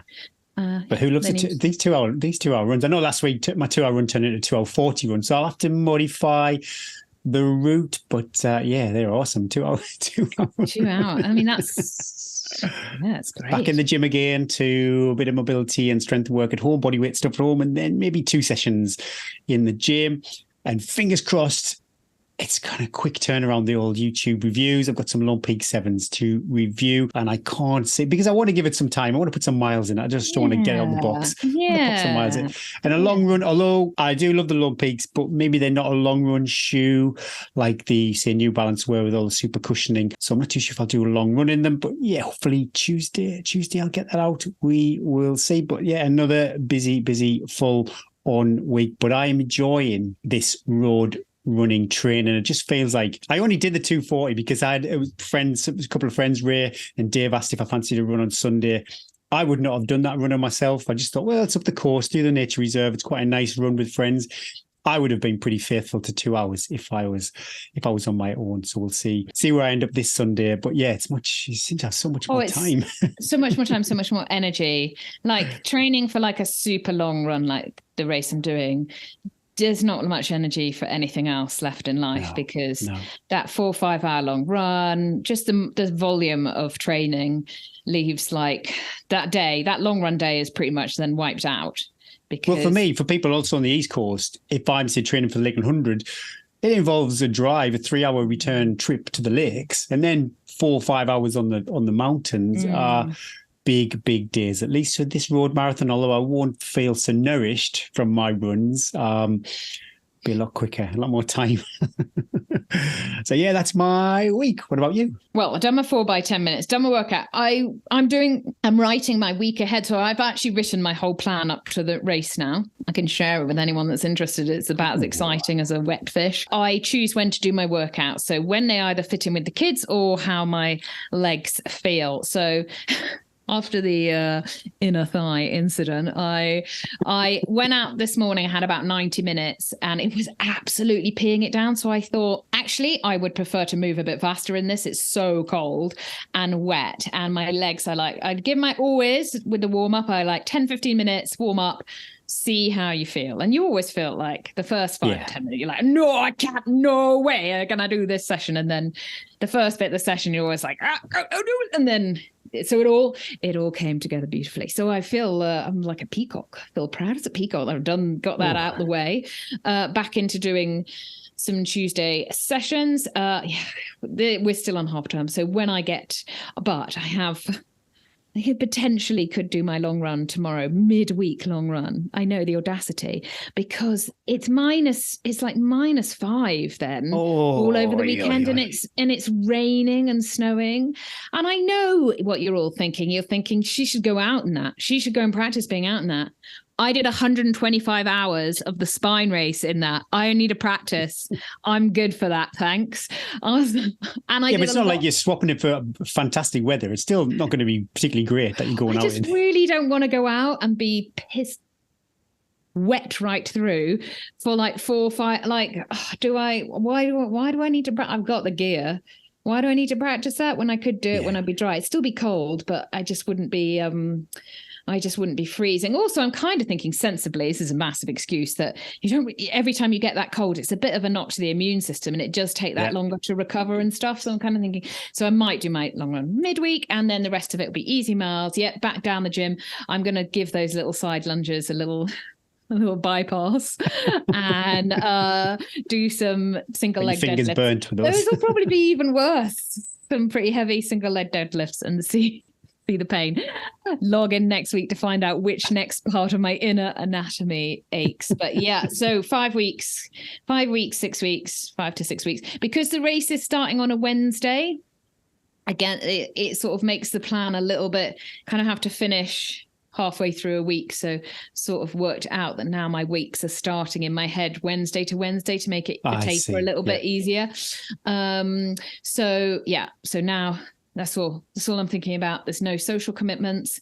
There's nothing. And one of the things I'm going to do in this terrible weather in the half term while the kids are pottering around at home is get all my kit laid out, Gary. Get everything laid out. Do you have a room? Do you have a room you could do that without? Because I've literally put all my Dragon's Back race in the front room and just made a mess of the front room. We've got a back room, as you can see. It's like half gym, half office, half running storage, half turbo treadmill. It's a very small room. So you have to, if you want to do squats, you have to move everything else up one way. We make it work. And my final note before we go, the mice are back. Oh. Their snack of choice last night. Oh, yeah, I'm super interested. Tomato risotto rice. There's so much more goodies available. They didn't see my sunflower seeds. Oh, no. They bypassed that. Over the noodles. No, we don't want that. Weetabix. No. Let's open this packet. It's like one of those like microwavable. We have like half a shelf of like emergency Snowden rations, and it's like quick tomato rice, and it's one of the kids' favorites. It's great for when like someone comes home and it's like, I'm starving. And the mouse opened it and then obviously went, this tastes good, because it stayed there the whole, it must have eaten half the packet. It's carb loaded. So tonight I said, I'm sitting by that. Well, it needs now some pH 1500 and it'll be ready for an ultra. It must be it's probably quite salty, that rice. It must be like, I'm so dehydrated. So there are 2 years we haven't had a mouse. Do you remember Mouse Attack? We were absolutely plagued with them. And only yesterday Bryn went, no snow again this year, because they always say if there's no mice, then there's no snow. And the mouse, the minute it starts snowing, the mouse comes in for his tomato rice. So tonight that cupboard gets the mouse trap. Sorry, not sorry. And the mouse trap is not actually a mouse trap. What we do is we shove the cupboard shut with the breadboard, which is so heavy because it crawls up. The doors don't quite shut on the larder, so it gets underneath. So they'll find a way, and these mice, they're super clever. They'll just find something else. They'll find someone's secret stash of sweeties from somewhere. But they'll have your mint and lime chews or your Bella Forte bars. Oh, no. Those are I would be absolutely raging. They can eat as much tomato rice as they want. So there we go. That's it. Another week. Hopefully by the time we speak next week, I'll be even more compact and even stronger. Hench.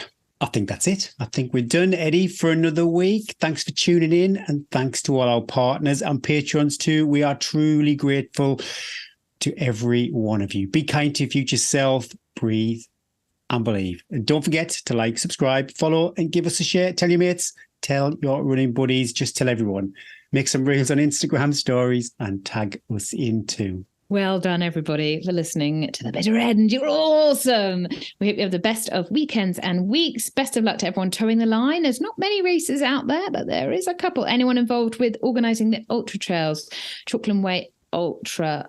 Bit early to be checking the weather app, but it doesn't look too bad. I don't know. Isn't there a named storm, Carrie, coming? Well, if you're a bit nervous, if you're not sure what to do during the race, just pop on this podcast, UK's #1 trail running podcast, and let us help you along the way. My name is Eddie Sutton. And I'm Gary Thwaites. And that was episode 45 of Tea and Trails.